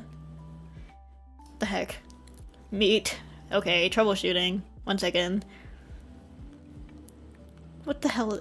There's a car outside. Okay, that's probably fine. I don't want to draw this guitar. It's too hard. I don't know how to draw this guitar. But I can trace it later. It's fine. I haven't talked about my OCs at all. Let's see. I can put let me put their names down at the very least. In Artfight, you can have like a description of the character and everything. God, I had to write those. Self-proclaimed writer doesn't like writing. Honestly, that's most creatives. Okay, so this girl, let me remove the sketch, is Abby. Her full name is Abigail. Just call her Abby for short, because I have a second character named Abigail for a very specific reason. Academic rivals to lovers, am I right? And then this one is Isabella. Call her Issa for short. The Issa part came from a friend of mine who was actually named Issa. I have not spoken to her in literal years, but I thought her name was cool. This one is Rose. I think she was not even I think. So, a funny little history. We're gonna go into a little bit of history with these two characters and this guy. But Rose was a Project Sekai original character. I had an entire band that was like original characters that were supposed to take place in the world of Project Sekai, and they were loosely based off of Morphonica from Bandori, which is a, if you haven't heard, even regardless of if you know what Bandori is or not, if you haven't heard Morphonica's music, the genre is, I think it's called symphonic metal, which is basically like symphonic metal and symphonic rock is just taking rock and metal and then adding and then like including instruments that are part of like orchestras and symphonies. So you'd have like a regular band that's what the hell is in a regular band? Like electric guitar, electric bass, and drums, keyboard, all that good stuff. And then also maybe you'll have like someone on a violin or a cello. So like one of the characters in her band is on the violin. Then we have Hayate. He so Hayate was a Genshin Impact OC from 2022. He's one of the older characters. I think Morphonica is the one with the senpai, the violin senpai. I don't remember. I didn't pay attention to Morphonica. Did I? I don't remember. Oh my god, it's been a while. But Hayate is a Genshin OC from like, what year was he? I don't remember what year he was. Oh my god, my scroll wheel is like literally broken and it's driving me insane because I can't see the scroll bar. What year was he? What year did I make this man? Hello? Oh my god, it's not updated. Okay, whatever. But Hayate is a Genshin OC. He is quite literally a Kazuha clone before Kazuha came out, which I don't know how that happened. He this is crazy to me. This is a trend that I will go I'll go into it in a bit, but for some reason I have this strange habit of making characters, and then like within the same year that I make those characters, some kind of series comes out and gets popular that is the exact same as what I wrote. And it's not even intentional, because obviously I'm not gonna know about these series before they come out. I'm not in the writing room. So Hayate was quite literally a Kazuha clone. He was a bard. He was a traveling. This makes me sound insane. He was a traveling bard from Inazuma, who was Animo sword. Except Hayate was like a healer or something. I don't know. I didn't get into like the gameplay part of my OCs. But I'm so certain, because I have receipts, I have drawings that have the date that they were saved, of showing that I made this character long before Kazuha ever came out, which is crazy. I don't know what happened. And that's not even the only culprit. We'll get into it. So this one is Apollo. He is original to this concept with the bands and everything. He is my least written character. I don't have anything about him. I need to flesh him out more. And this one is Riker. This one is the one from 2018. So Riker this is like, I call it a curse. So Riker came from a concept I have in 2018 when I was quite literally a child. I was a little kid. And in that story, oh god, in that story, it was, the main character wasn't Riker. It was this other girl, Alex. I don't know if I changed her name. The main character was Alex, and she goes to this school where everyone has powers and then she doesn't. If that sounds familiar to you, My Hero Academia came out in the same year. Like, after. after I made that concept, and I made the 3 main characters, including Riker, about this girl who doesn't have powers and everyone else has powers. My Hero Academia, the anime, I didn't know about the manga, in my defense, but the anime came out in the same year, and I was pissed. I was so pissed. And then, that's not it. This girl, Abby, god. So, I don't know what year it was. 2023, I think. Sometime between 23 and 22. Let me check.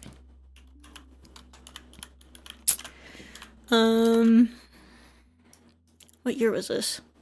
Yeah, I think 2023 or a little bit before that. I made a band, the band that Abby is in. I made a band where everyone wears masquerade masks. Guess what came out in the same year? Freaking Ave Musica came out in the same year that I made Abby and these other characters who I didn't draw it here, but they all have masquerade masks as part of their stage outfits. And then Ave Musica came out, and I saw the teaser for it, and like the first look. This was before the anime. I think did the band come out before? I don't know, but they showed the designs for the Ave Musica girls, and I was like, oh, you are actually kidding me. And at that point, that was the 3rd time that happened, where I had made something, and then something else had some other series comes out that's the same, what do you call it? The same concept, as all of them. But like, I was pissed. I call it, I like to joke that it's my curse. Because I genuinely am not super public about all of my OCs. If you've seen my Twitter and my Blue Sky, I mainly just do fan art, and I don't really post my OCs because, again, I don't really draw them. But like, I don't know. It's funny in retrospect, but like in the moment, it's annoying to see like these new series come out and be like, hey, I just wrote that. I literally just wrote that. But I don't know. I'm not upset about it. Because it's not like I'm out here making a TV show. No one's gonna cancel me. But like, because I think with Abby and the other band members that have masks, I'm gonna try and see if I have another drawing of them. When it comes to her and that band, I think I was just fascinated with the idea of what is it called? I was just fascinated with the idea of characters with like masks. I know it's a concept that a lot of people have played with before. It's something I've messed with before on multiple occasions. I think it's just fun having like masked characters. Also, thank you for clicking on this random stream where I'm just yapping. Yeah, but I'm trying to find. Do I have a drawing of the whole this whole band together? Hold on, let me hide my screen so I'm not doxing myself. Let me see. This is a public announcement to literally everyone watching. Please name your files. Cause half of my files are key smashes, and I don't know what I'm looking at. Oh god. Okay, I just have to go through these one by one then. Or any of that look like they could be what I'm looking for. God, why do I do this to myself? Like, it's literally key smashes. Where am I? Where am I? Is it this one? Nope.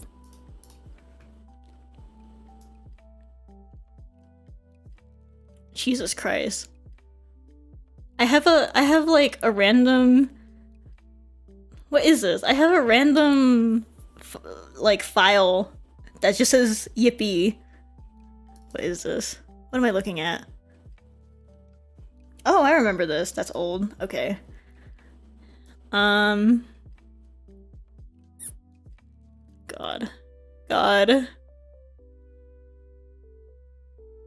Where am I? Okay, now I'm too far up. Okay, maybe let's just go through my drive. Because at least I know everything is in my drive and I can actually see. For some reason on Clip Studio, it doesn't preview the image in like your file folder, which is stupid.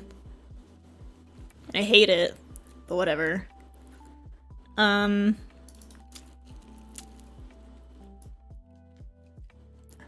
Let's not forget what I'm looking for before I even find it. Jesus Christ, do I not have like a drawing with the whole band together? Okay, this is really old and really cringe, but that's okay. I don't even have the, what do you call it? I don't even have it named. Or not named, God. It is terrible. Okay. Let me put this up. And let me put back Clip Studio too. So, this one? Ooh, that's big. Oh, this image is huge. Hang on. So the band that Abby is part of, I'm gonna block my face a little bit. they all have these masquerade masks, and they all have a moth theme to it. So, I'm losing my voice. Awesome. So the one with, I don't know colors. The one the one on the left here with the yellow feathers and the blonde hair. That one is a comet moth. That one's Charlie. And then the one here, wait, you can't see my mouse. What am I doing? But the second one with the more orange feathers. Yeah, feathers. That one's Abby. Hers is the Atlas moth. Then the one with the green feathers is Lily.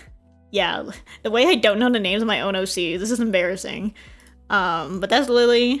She has the Luna moth. Yeah, that one's a Luna moth. And then the last one is Jamie, who has a pepper moth. So I had all these masked. Like I had this whole concept of characters with masquerade masks that have like a moth theme to all of them. And then Ava Musica comes out, and I was upset. I was a tad upset. But like, what are you gonna do? They have the money to be doing all that. like I said, I'm not a big ol'. I'm not making my own TV show. I'm not Vibsy. If you know what I'm talking about. So like I can't do anything about it, and it's not like anyone's gonna cancel me for plagiarism. But alas, they'll just be living in my art fight profile, and hopefully no one notices that their summary blurb is suspiciously similar to some other popular series.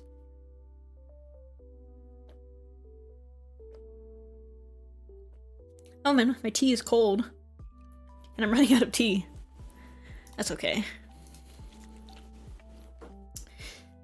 Do I want to color today? I don't know. I'm a little lazy. Should I color? I don't know. I could. I mean, it's been 2 hours, but like I usually don't color on my I usually don't color on my tablet because I've most definitely mentioned it before. My tablet colors do not match my like they don't match my monitor, and they don't match my phone or my tablet, or not my tablet, my iPad or anything. Like, let's see. Let's compare, since I have my stream open anyways. This orange to me is like very vibrant, but like on my second monitor, it looks a lot more dull than I would like it to be. So generally I try not to color on my drawing tablet, because I don't know. I've tried to calibrate it before, but I think it's just because this is like a professional drawing tablet that is like it's the point of it is that it's supposed to have a better screen with a wider color range than most monitors and other devices. But like TBH, no one needs all that. nobody needs all that. Like one of my biggest gripes with buying professional drawing tablets that may or may not be like industry standard, like they boast about being like, oh, we have this like crazy color range, and I'm like, okay, does it matter if it's gonna look different on my phone? Like I feel like it shouldn't matter, but I don't know, I'm not the one making these things. So usually what I do is I'll like export the drawing, and then just bring it to my iPad. Like I'll bring it to my iPad, and then I'll color it there, because then at the very least I'll have more accurate colors. And then when it comes to like rendering or whatever, then we'll do it, or I'll do it on my PC. Cause I could render it on my iPad, but I don't have Clip Studio Paint on my iPad because it's a membership and not a one-time payment, which is stupid, but whatever. So, and I don't know, something about Procreate. I don't know if anyone's used either Procreate or Clip Studio Paint, but like there's a certain feeling to it that I don't quite enjoy. I don't know how to describe it. I was trying to explain it to a friend of mine who was thinking of getting into drawing. Like, even you can kind of tell the difference in how something feels, or how like your pen feels on a tablet compared to other devices. So like I have a what the hell is this? A Huion Canvas Pro 24. And like this is I don't know if Huion is what do you call it? Industry standard, not like Wacom. Is it Wacom or Wacom? I don't know. I don't think they're like as big of an industry giant as those guys, but like their stuff feels pretty professional, and like it's everything from for the way the pen moves on the tablet to like physically touching the tablet with your hand. It feels a lot smoother, but it also it feels a little bit like a smooth paper, like cardstock. But it doesn't feel like you're drawing on cardstock, because if you've ever drawn on cardstock, it's stupid and it doesn't cooperate. But then this just feels like drawing on like paper, versus like my iPad. I don't know what kind of iPad I have. Like it doesn't have that same gliding feeling that I quite like on my tablet. This color looks awful, but I'll fix it later. It's whatever. But I don't know. I'm very picky when it comes to my drawing. When any drawing tool that I use, I'm very picky about. Cause if I don't know how many of you guys in chat are artists, or if you want to get into art. But if you are, and if you've ever seen any type of post that's like, oh, the tablet or the technology doesn't make the artist, that is true to an extent. I don't think that you should like, what's the word for that? Oh no, I'm blanking. I don't think you should devalue yourself as an artist if you don't have a good tablet or whatever. Yeah, you'll see like a lot of tips that's like, don't worship your tools, you don't need to strive for the most expensive technology or whatever. And I think that's true to an extent. But something that I feel like those people fail to mention is how important comfort is in drawing. As I was saying, like even just the way that my pen glides on a tablet is very important to me, because it's comfortable. It's very comfortable. And then these pens that I use, you can't see it on stream because my overlay is blocking it. But I use like the same 5 ?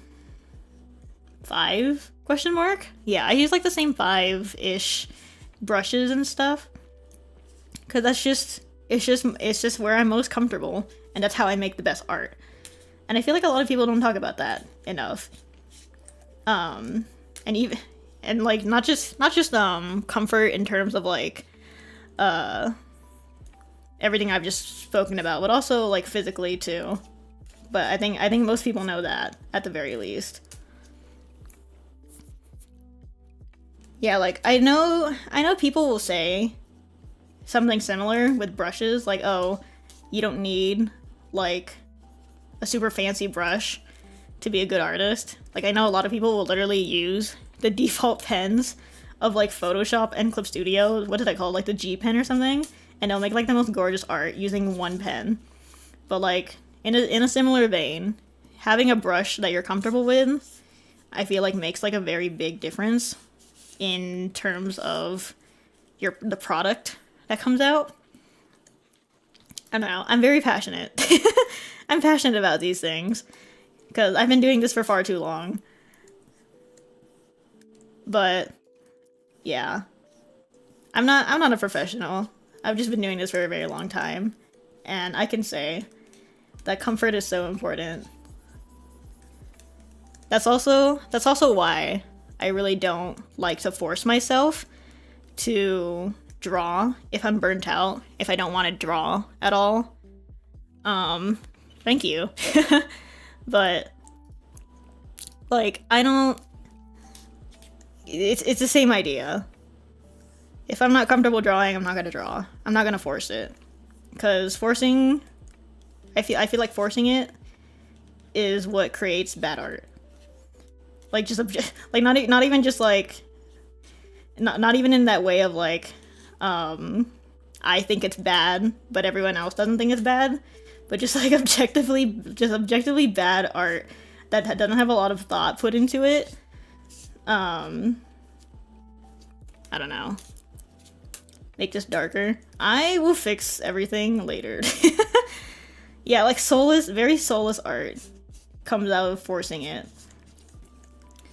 I'll fix these colors later on my iPad, because I'm looking at two different, ooh, voice crack. I'm looking at two different colors on my second monitor and my drawing tablet, because apparently this thing is too high quality that it doesn't match my monitor colors. So we'll fix it later. It's okay.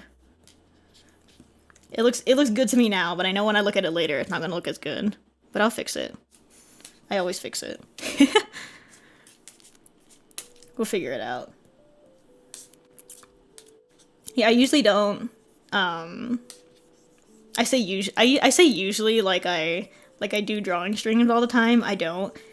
But in my last drawing stream, I intentionally, what's the word?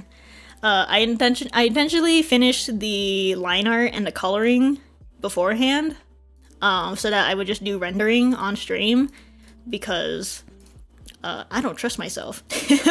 I don't trust myself to be coloring like this.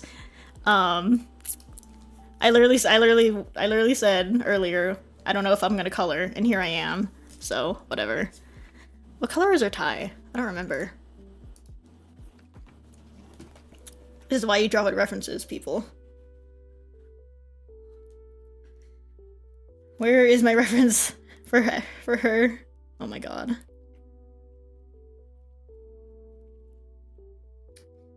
I need to organize. I need to organize so bad. Did I really give her a red tie? With this blue and beige color palette? Okay.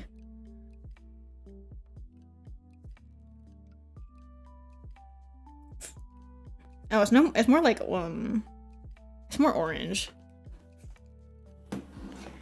That fits better than straight up red.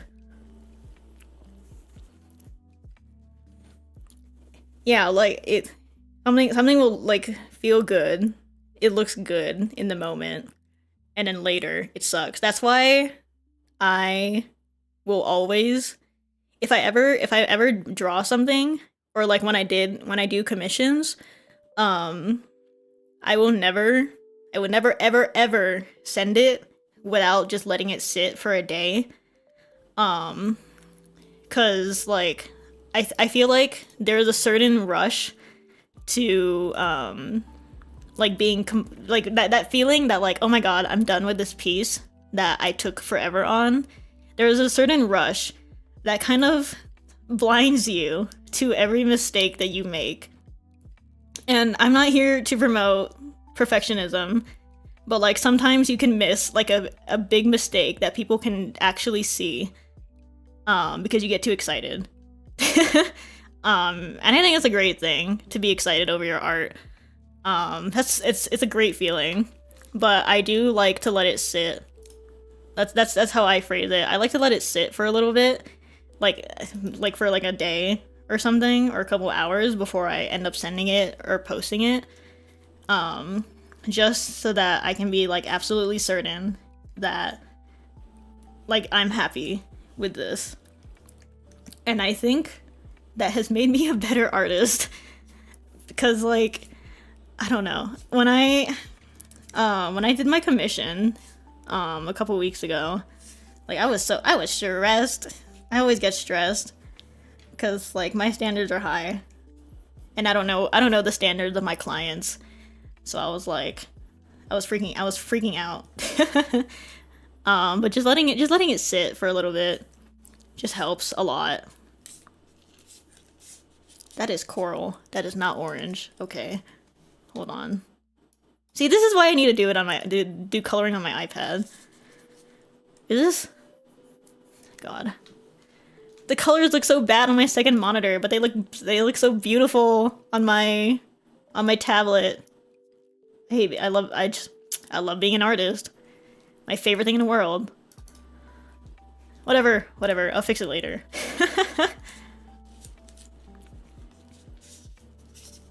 We're here to block colors, actually. We're not here to decide colors. I don't care. What time is it? What have I been doing? What color is this guitar? I should have like I should have references of the guitars that they all have. At least make my life a little easier. Maybe I'll do it later. It's okay. What is the name of this guitar?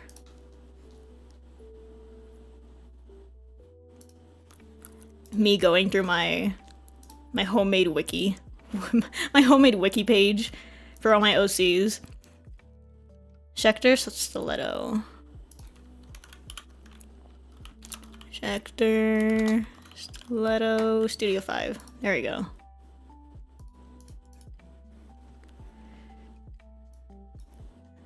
It's kind of a brownish black color. Okay, maybe maybe I'll leave that for later. Whatever. I don't want to color Issa. She has so many shades of black, and it's all gonna look the same on stream. Let's just do rose. A little bit more baby blue. I have like a weird thing with colors and like picking colors, because like I enjoy being intentional with colors. You know, that whole color theory thing. That do they still teach? Do they still do art classes in like elementary school? Because that was hype. That was like the highlights of my day in school. when the art teacher rolls in with all this stuff. I don't know if they still do that, because I have younger cousins, and it doesn't seem like they are. It doesn't seem like they do that anymore, which is so sad. But like that whole thing with color theory, that's like, oh, red is like a passionate color, like a fiery, passionate color. Green is like envy or wealth or what freaking ever. I don't even know. Green is such a weird color to me. But anyways, like things like that. I try to be intentional with them, and sometimes I am. Keyword on sometimes. Yeah, like none of us have been in elementary school in forever. I know they don't have it in. They don't really do that in middle school. It's middle school or high school, and that's like it's like a, what's the word for that? Some like rich prep school or whatever, where they have too much money to spend, so they're like, let's get an art teacher in here. But I don't know. It's been a while. I don't remember anything from elementary school. Like, I went to, what do you call it? One of my cousins, like, is graduation the right word? She went from, like, first grade, not first grade. She's going from kindergarten to first grade. That's how young my cousins are. But I went to her school for the first time, and I was like, this is so fancy. Why is this school so much fancier than mine was? Like, it's so clean and pristine. There's so much, like, there's, like, a touch of minimalism, but then there's also, like, it's also decorated like a kindergarten, slash, elementary school. And I was like, oh my god, younger me, elementary school me would be so jealous, genuinely. But I don't know if it's like a private school or whatever. But I think they need, if they've already stopped doing that, like having art teachers in at least elementary school, I think we need to bring that back, because like part of the reason that I was so inspired to draw was because of those art classes in school. I would not be here. I would not be here streaming if I wasn't drawing. Because I did start as a fan artist, but then again, like, nobody wants to pay art teachers, which is so messed up. But like, in a way, I kind of get it. I don't know. It's so sad. We need to pay artists. Pretty please. This is so expensive. Art supplies? Art supplies are so expensive for no reason. I hate it. Part of the reason, I don't know if I've said it before, but part of the reason that I am not I'm not a traditional artist is because, like, it's so expensive. It is, and like, okay, I feel like I shouldn't be talking like that, because my tablet is $1,000. But like, at least with a tablet, right, you can save, and then once you have the tablet forever until it breaks. But if you take care of it, it's not gonna break, and then you'll just have this awesome tablet forever. Versus with like traditional mediums, like, you gotta, every once in a while, you gotta buy new paint, you gotta buy new pencils, you gotta buy new clay. I'm like, no. I'm an artist. Do you think I have money? Crazy. Crazy. I don't know how, like, it's not sustainable sometimes. I know, which is so sad, because I know there are, like, artists who literally, like, even if they love art with all their heart, they, like, actually, they have to quit because they can't afford to maintain it. And I think that's the saddest thing ever. I don't think anyone should ever, I don't think, especially if you have a genuine love for art, if you have to quit art because it's not sustainable anymore, like, I'd be so depressed. I just break down on the spot. That's so sad. My heart goes out to all those artists who had to quit because they weren't making money and couldn't sustain themselves. You deserve better. You deserve so much better. Okay, me pulling up a reference for Rose. 1 second. All the references are on my phone, and I'd have to send them to myself to get them on my PC, and I don't feel like doing that. So we're gonna sit here in complete stillness for a couple seconds.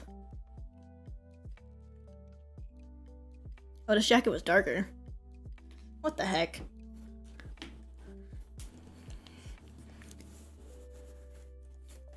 Where am I?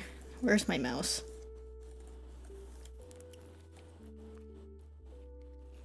Yeah, like, I feel like creative.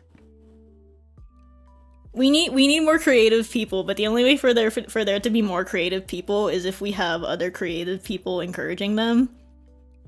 But sometimes you just don't get out that opportunity. If the creatives can't get to those people who need it because they don't have a job. I don't know. It's tough out here.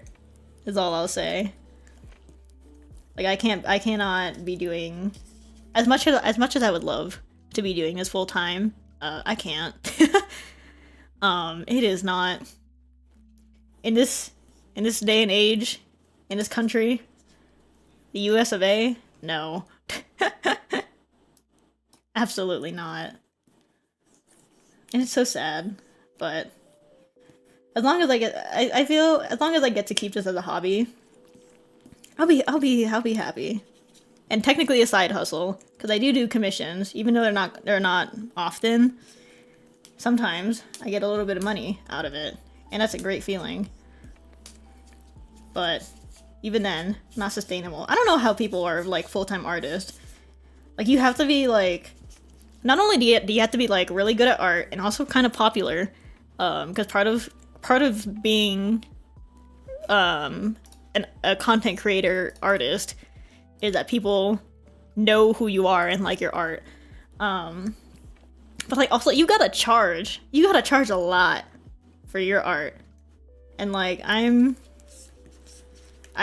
will never voice crack. I will never condone in underselling yourself as a creative, but also I can't follow my own advice. I had to discount my my commission prices twice before I could before I ever got my first commission. And honestly, I don't mind, because I think I still kind of price my stuff higher than most people.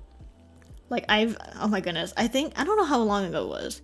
I have seen someone price their art at like $5 for like a fully rendered, full background, full body illustration. And I was like, I don't mean to be rude, but are you stupid? Like that's no. $5 whole. I can't even get a Starbucks drink with that. Like, come on.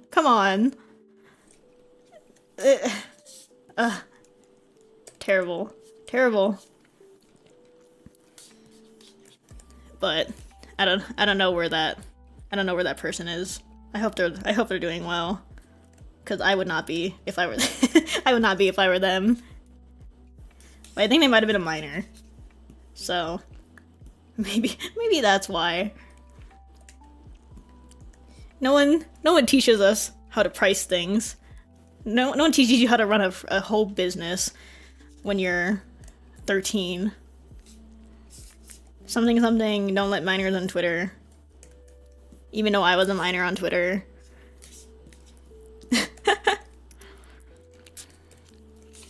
I've been on Twitter for so long. It's like actually appalling. Like I feel like I should not have been on this platform for as long as I have.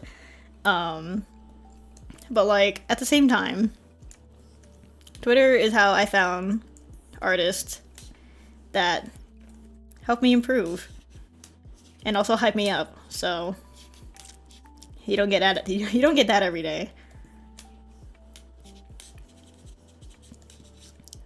But then at the same time, there's so many young artists on Twitter that are like years younger than I am, and I'm just like, should I quit? Should I just quit? Is it over for me? But I think that's a normal experience. There will always be someone who is better than you that is probably younger than you. Yeah, I don't know. I've used other social media sites before. I've used Tumblr before. I don't know how to use it. I can't wrap my head around it. And then I'm on Blue Sky technically, but I never use it. I basically use it as a portfolio, because I don't like post regularly, like just like me speaking my thoughts. That's what Twitter is for. But I don't know. And like Instagram is like kind of iffy. It's iffy to me. I don't know. I don't really like Instagram.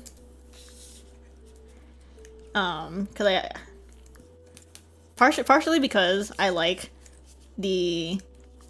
social media platforms that let me just post text with no image. And then also like, I don't know, Instagram feels like it's meant to be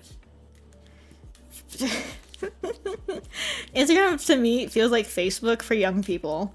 Cause like I only ever use it to make sure that like my friends from high school are still in fact alive. That's the only reason I have ever used Instagram. Like sometimes I'll remember someone from high school and I'll be like, oh, I wonder how they're doing, and then I check Instagram and I'm like, oh, they're doing well, and then I leave and that's it.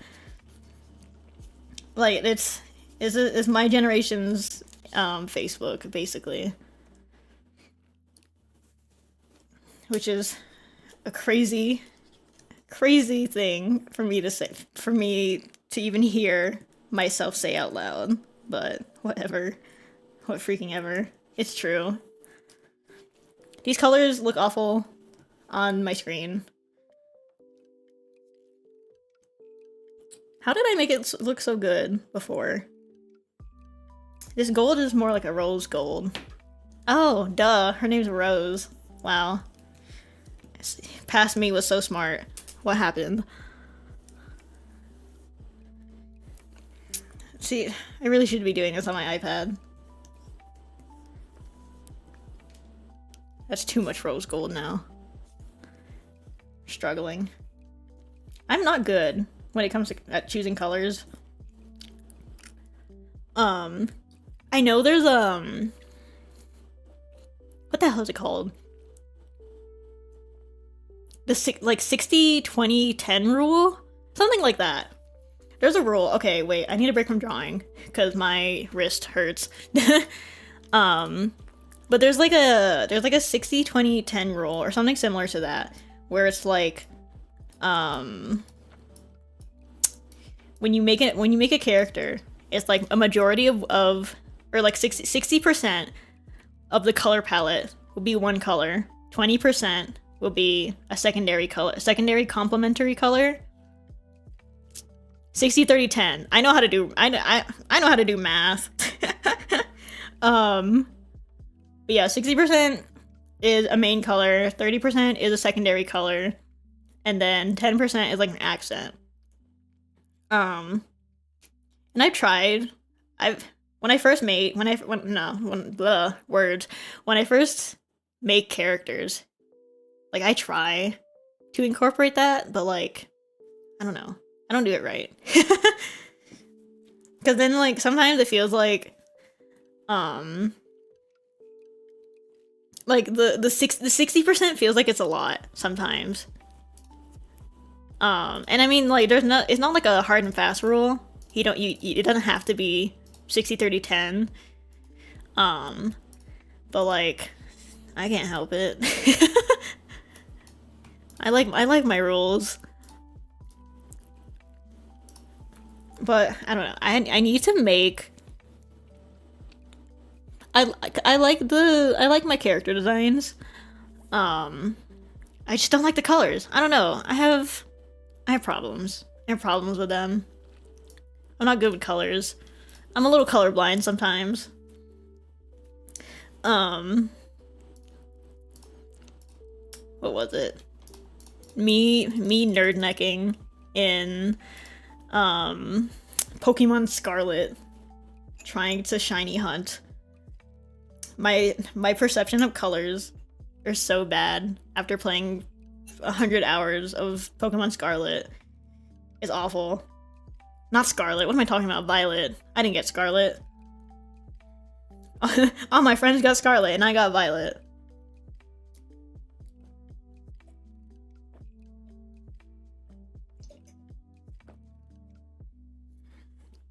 Okay, I just chugged the rest of my tea because it's cold now. That's that's how long I've been streaming for. Oh my goodness. I'm just here to yap now. I'm staring at my characters. I need to... Hang on. Do I even know my old Artfight login? I feel like I should. Oh no. What the heck?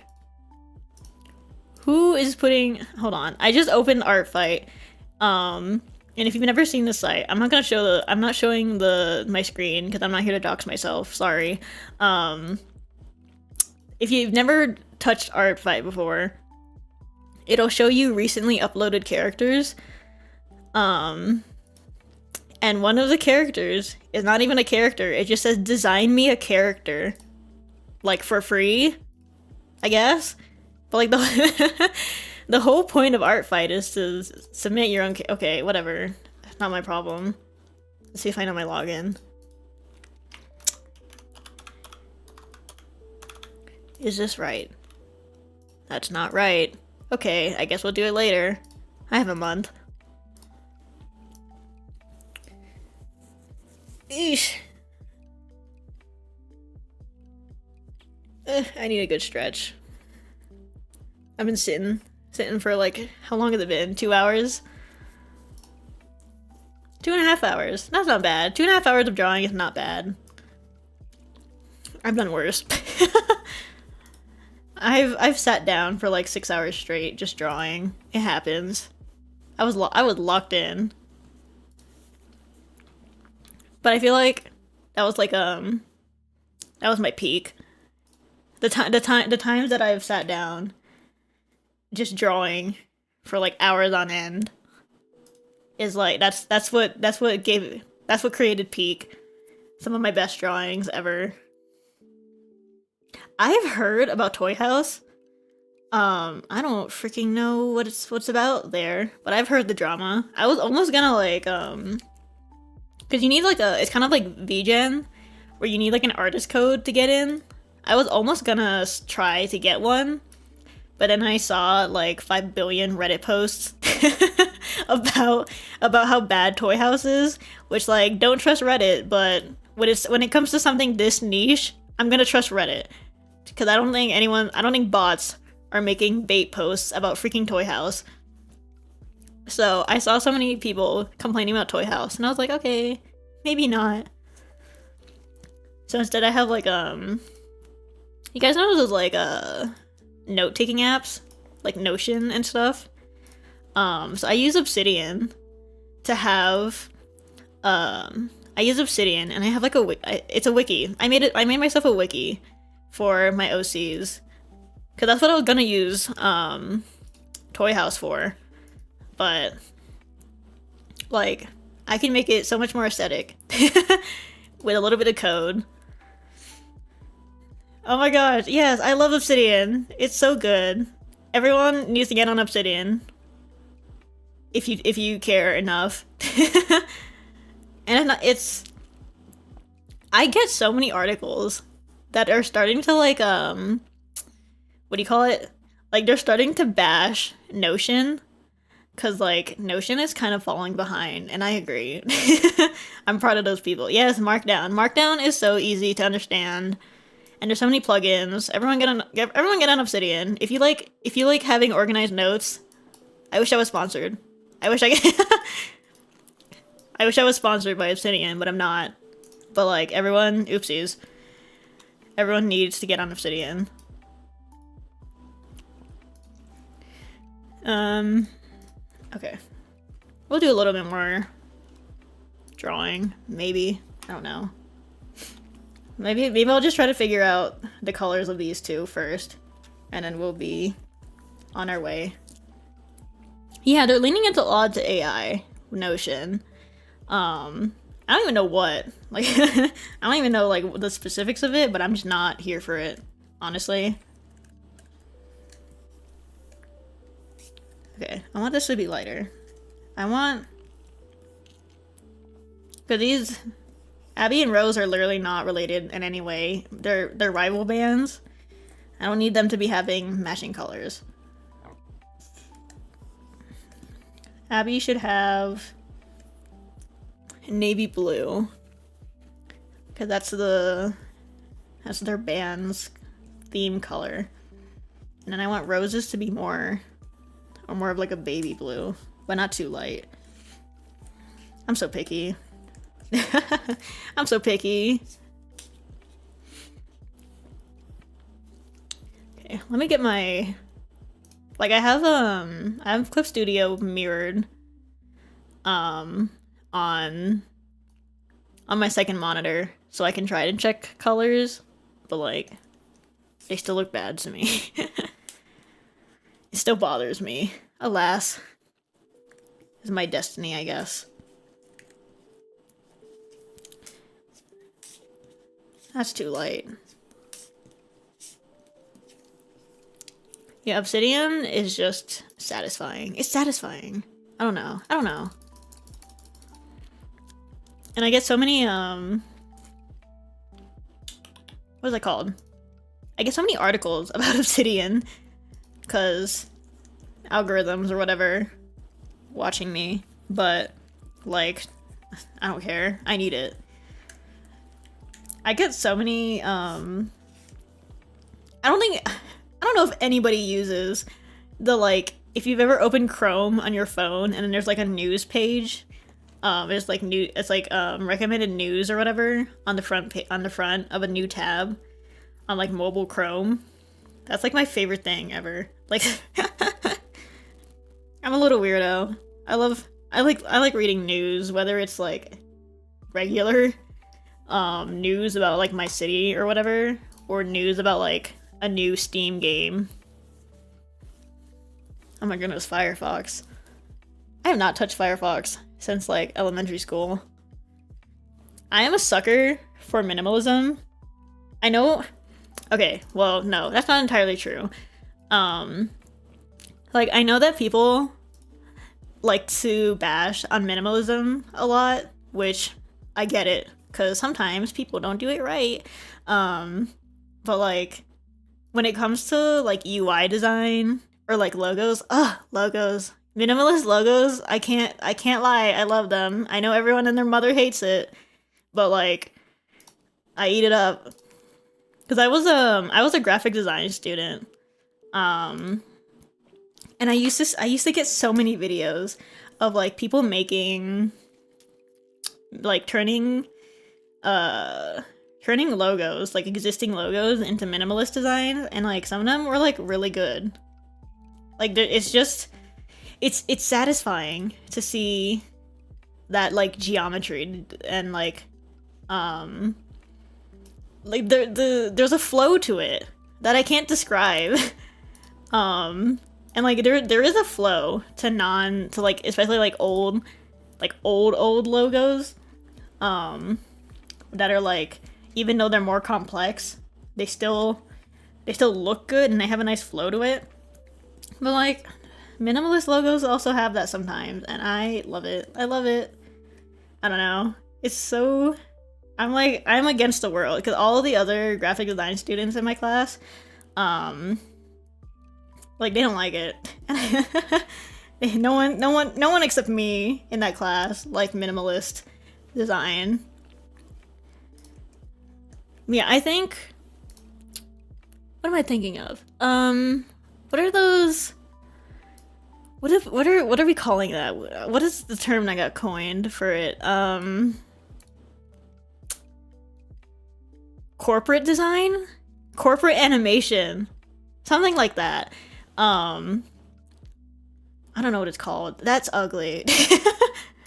It has nothing going for it. If you've ever seen those like corporate animations, like there's like a store, like a regular like a supermarket that has is it Ralph's? I don't know. I don't freaking know. Something like that. But like those are some of the ugliest things I've ever seen. Yes, Kroger. Ugh, I hate it. It's ugly. There's no, like they try to make it all bright and happy. It's not. It really isn't. Like, I'm offended. I'm not even an animator. I would never touch animation in my life, but like, I'm offended. It's just bad. I think And the thing is, I get so many of those stupid ads, those Kroger ads or whatever. Like, go back to real people. No one's complaining. I don't know how to use my keyboard, Jesus. I'm still getting used to this, key dial thing. Is that what it's called? Hold on. Let me pull up a picture.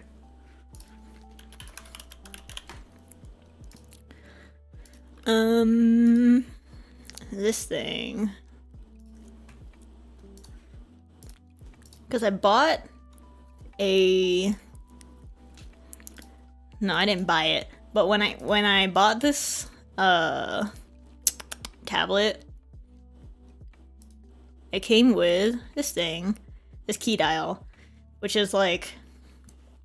It's just a mini keyboard for, whatchamacallit, shortcuts, like keyboard shortcuts. I'm still getting used to it. I think like the half of the buttons are not they're not set to anything. My hand is not like my hand is just not used to being in anything other than a WASD position. So I misclick a lot. I don't think it's really noticeable on stream, but you can like set all the buttons to whatever key combination you want. It's pretty versatile. I think there's only like a handful of limitations to what you can set it as. Like you can set it to like 5 billion buttons at the same time, which is not practical, but it is interesting. But I don't really use I don't use shortcuts as often as I feel like I should be. Because a lot of times I'm just kind of putting, like, I'm just gonna use my pen or my mouse to select whatever it is I need, because it's just easier for me. I don't know. Because I had like if you can see my whole like Clip Studio layout. Let me see if I can let me make this a little smaller and like actually fit it to the screen for a little bit. But like if you if you can see here, like I just have everything out. Everything is just out in the open for me to see very clearly, which I have been told by friends is a little overwhelming to look at, but like it works for me, and I'm the one drawing. God, these colors are bothering me. Please. I really need to do this on my iPad later. Yeah, look at this beautiful color palette. My history. I mentioned it before. There was no reason for me to have it like this. Because it's just the color history, and it's kind of fascinating because you can see like previous drawing, you can kind of almost see previous drawings that I've worked on with the palette. It's harder to see where it is now. But like before, when I was doing like a bunch of just like series of fan arts that I did a while back, like you can see it's like a progression of time, and it was very fascinating to see. But there's no reason for me to have all of it out, because like I only use like this top row of colors. If I can't eye drop it because I'm like rendering or whatever. I haven't even done the hair. I don't want to do the hair. She says as she starts doing the hair. Whatever. Is this a good color? God, it's so dull. God help me. Is that better? Good enough. Good freaking enough.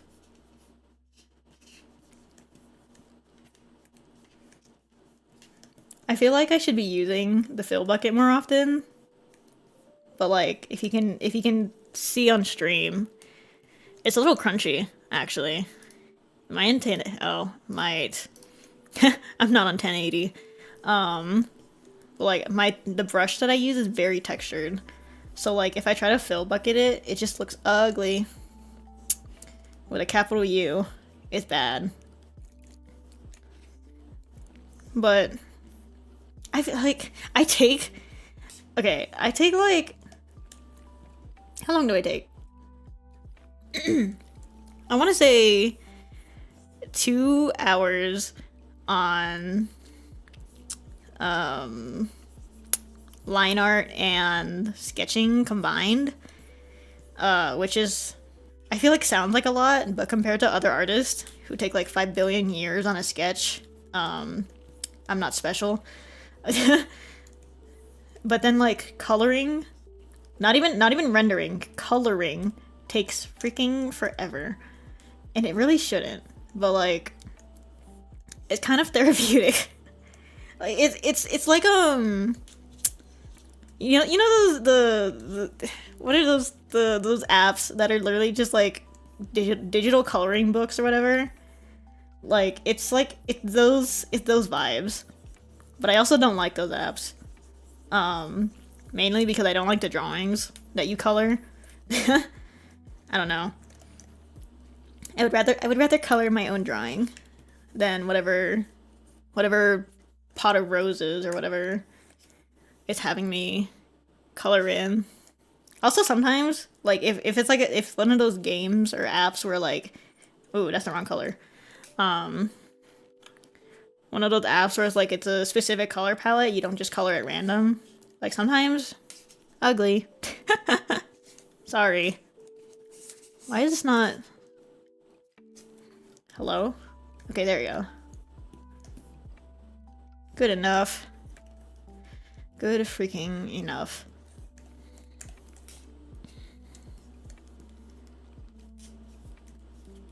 Oh, something I forgot to mention at the beginning of stream. I recently bought a switcher for streaming my console. So I am looking to, what do you call this? I really want to stream Final Fantasy. Cause so I played the entirety of the Final Fantasy VII Remake. Loved it. Almost cried. Beautiful game. And then I bought Final Fantasy VII Rebirth. I haven't finished it. It's been like, has it been a year? I feel like it's been a year. Hold on. It's been a while. Final Fantasy VII Rebirth. It has been a freaking year. Oh my god. I haven't finished it. So I'm hoping that streaming it will make it a little more bearable for me. Cause I think a problem a lot of people had with this game is that there's too much padding. And I agree. I got bored. I got like the first game, it had a lot of side quests and a lot of extra stuff that you could do, but it didn't force you to do any of it. You could just do the main story and be on your way.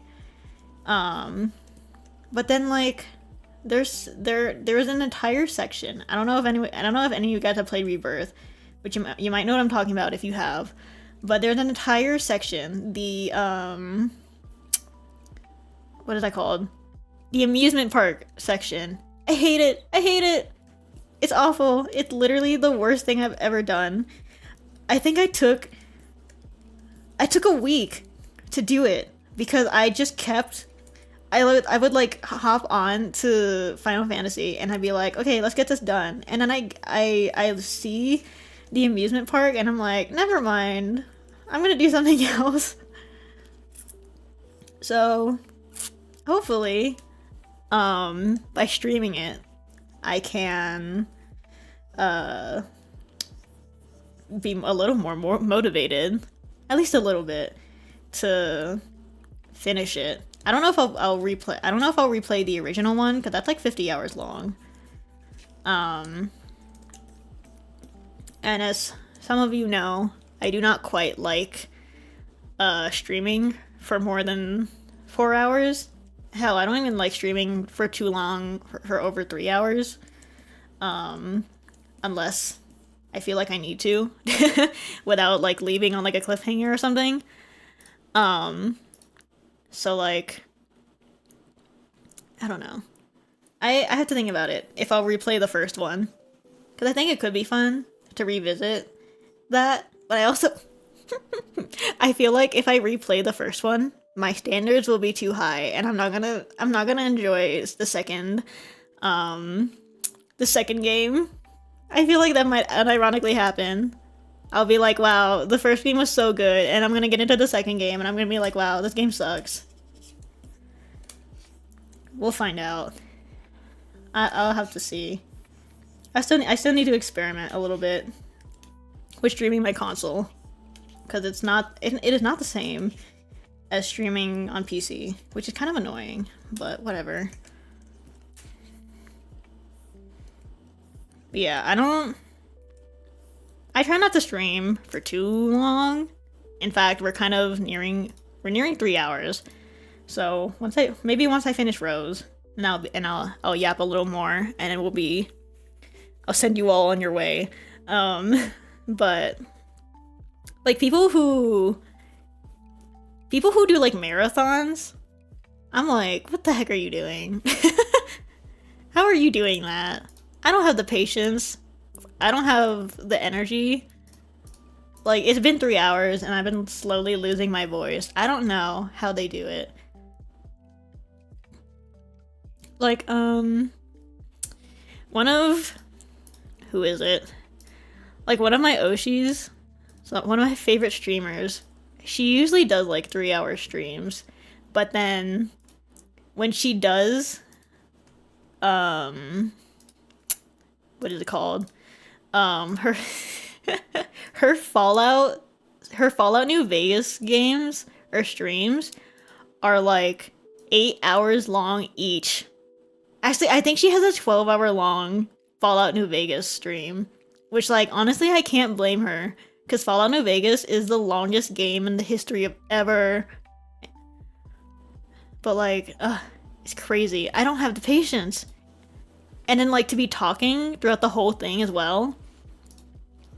Because at least when I'm playing story games, like Reverse, at least I can shut up for a little bit, and let the game talk for me.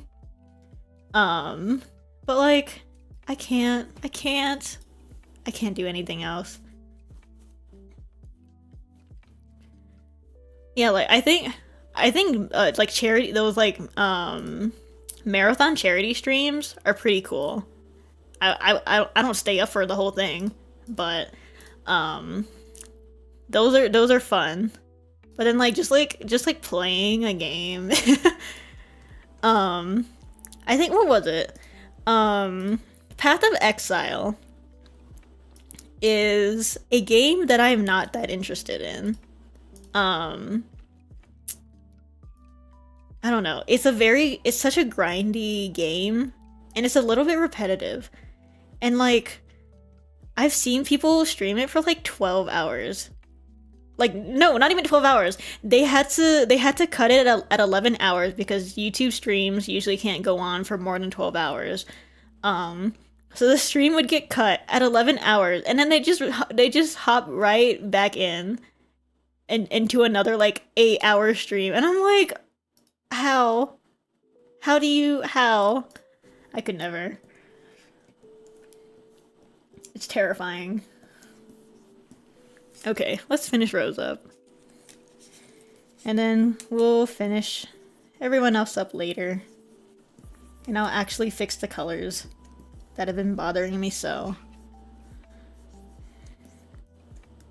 Let's see. Yeah, I have a lot of games I want to stream.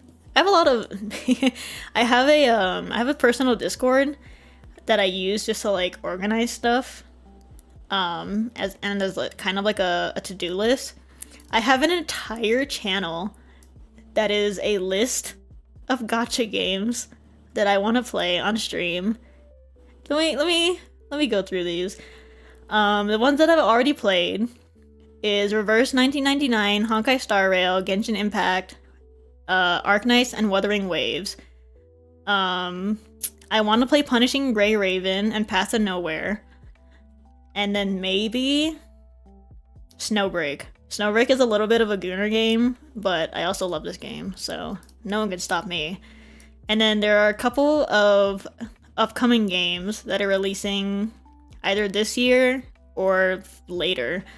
There is Silver Palace. I love the Tokyo Drifting Horse. Ananta. I think I liked it because of the combat preview. Arknights Enfield, I'm super excited for. Etheria Restart. Someone told me that it was kind of mid. But I don't see any harm in trying it, even for like an hour. Duet Night Abyss. I'm not sure about. Because it feels... Hold on. Let me see this again. I pre-registered for this. But like, I don't know if I'll like it. The character design, they're not calling to me. There's a lot of white hair, red eye characters here. Jesus. And then last one is Neverness to Everness. Ooh, voice crack. I don't know. Will I play that? I don't know. I have a lot of games I want to play. Not just, gacha games. But I also... Oh my god, I need to get on Undertale. I have it downloaded, but I haven't played it yet, because I've been too busy playing freaking Reverse 1999, which is my fault. Have I seen the trailer for Project Bang Bang? I don't think I have.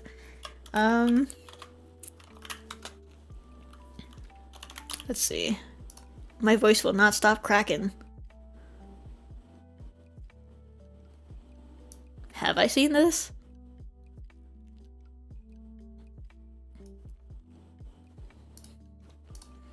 Let's see. Live reaction. Let's go.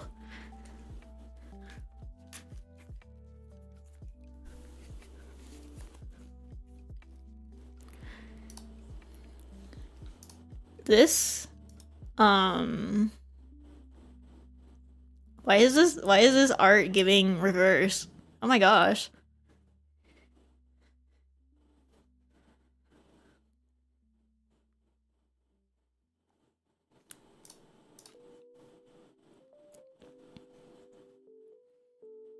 Huh.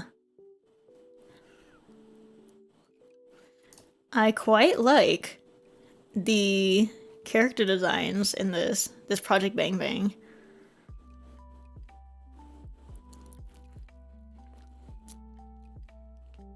I feel like what is it called? 2D what is it called? 2D gacha games compared to 3D ones. Like they sorry. Why is this... Oh my god, what's it called? What is that, a game that, like, everyone got obsessed with?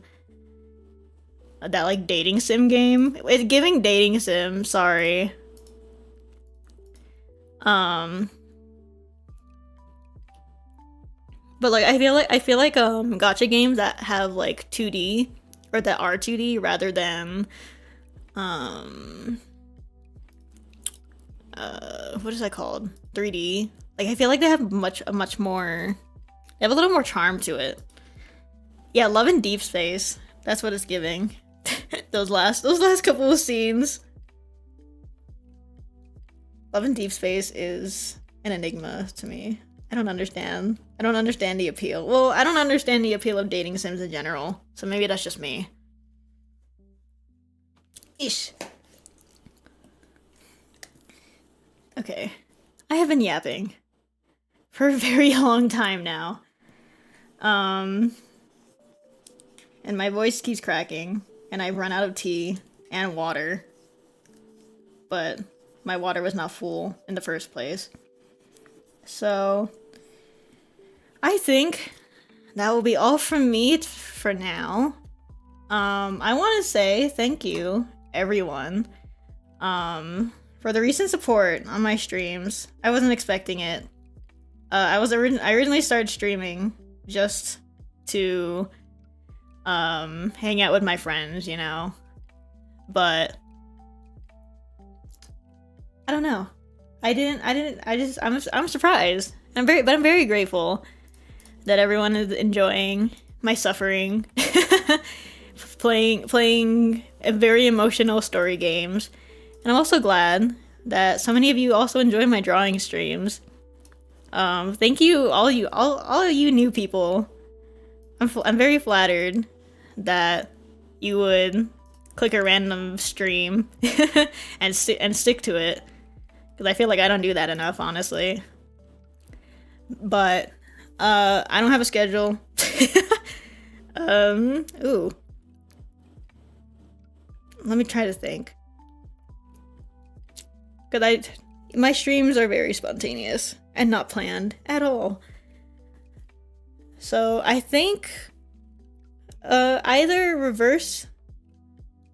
I think you can expect either Chapter 5 reverse, the start of a very long Final Fantasy series, or I might try something else. I'm not sure yet. Because I have a handful of games, non-gacha games that I'd like to play that shouldn't be as long as like the other games that I've streamed. But we'll find out.